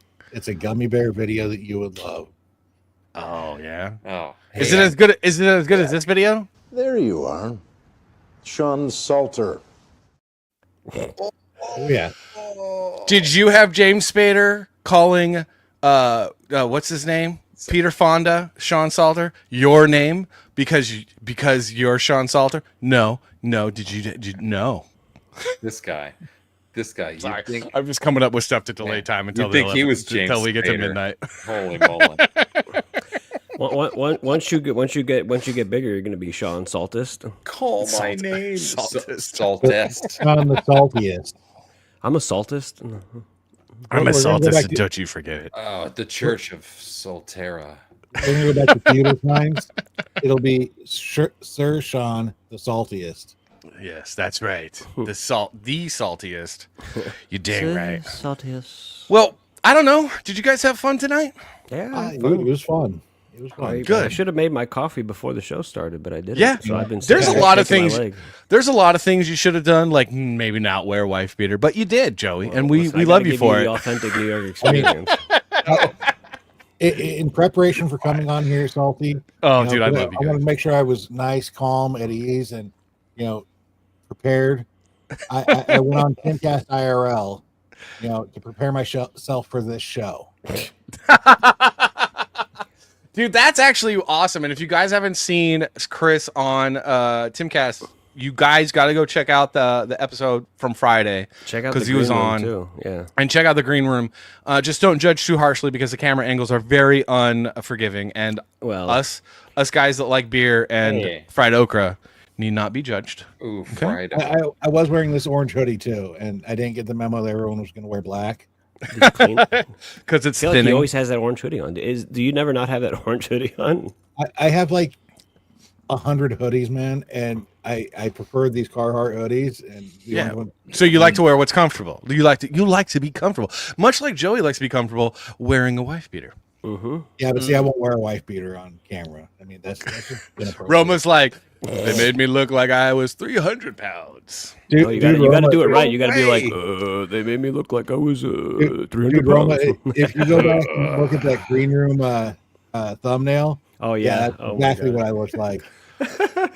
I don't know what to tell you. I was like, man, they got you looking like you're sinking. You're sinking. Look at that photo. You look at that photo, and that's what I look like. I don't look like what we're doing on the video. I don't. Damn it. I'm glad that my wife is drunk all the time. But I will say, you guys should check out. You guys should check out the Quiet Part podcast on YouTube and on Rumble. Probably better on Rumble because they actually. Well, you guys are monetized on both, dude. Nice. Nice. And so that's good, but Rumble, the show's better on Rumble. So do that. Check them out, please. And then Joey, also, please check out his channel on Rumble. Outworld Live, yes. Yeah.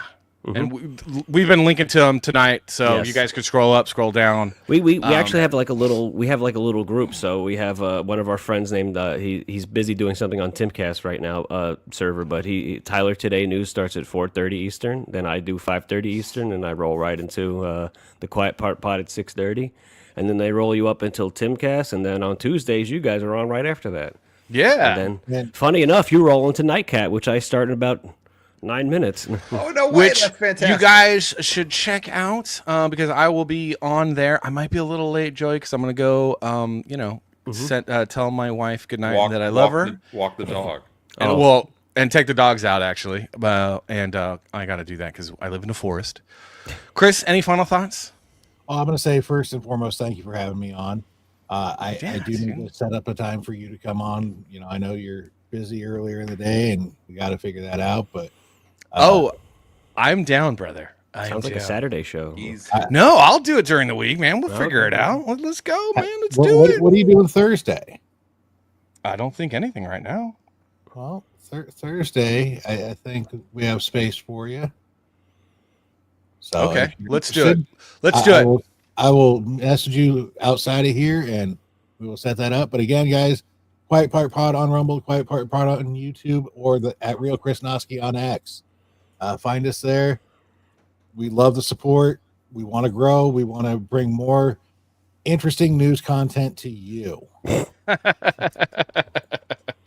Flair's great. Dude, Flair, please come back and just hang out in the chat because you crack me up, bro. He is so quick with them too. He had one joke that we can't repeat on YouTube. But I'll repeat it on Nightcap when you show up. Oh, please do. Let me know. That was awesome. So, thank you guys so much. We're gonna leave everyone with silence one more time, and the old trailer. It's actually quite fantastic. Yeah. So, Chris, did you have something to say? Just peace. Nope. All right. Peace out, man. Really appreciate it, guys. Hang out for a sec, but everyone, thanks for tuning in. We really do appreciate it. Salty and Savage Show. Check us out every Tuesday night, 9 Central. That makes it 10 Eastern and whatever, dude. 7 Pacific. Central time is God's time, so just deal with it. Okay. Peace out, y'all.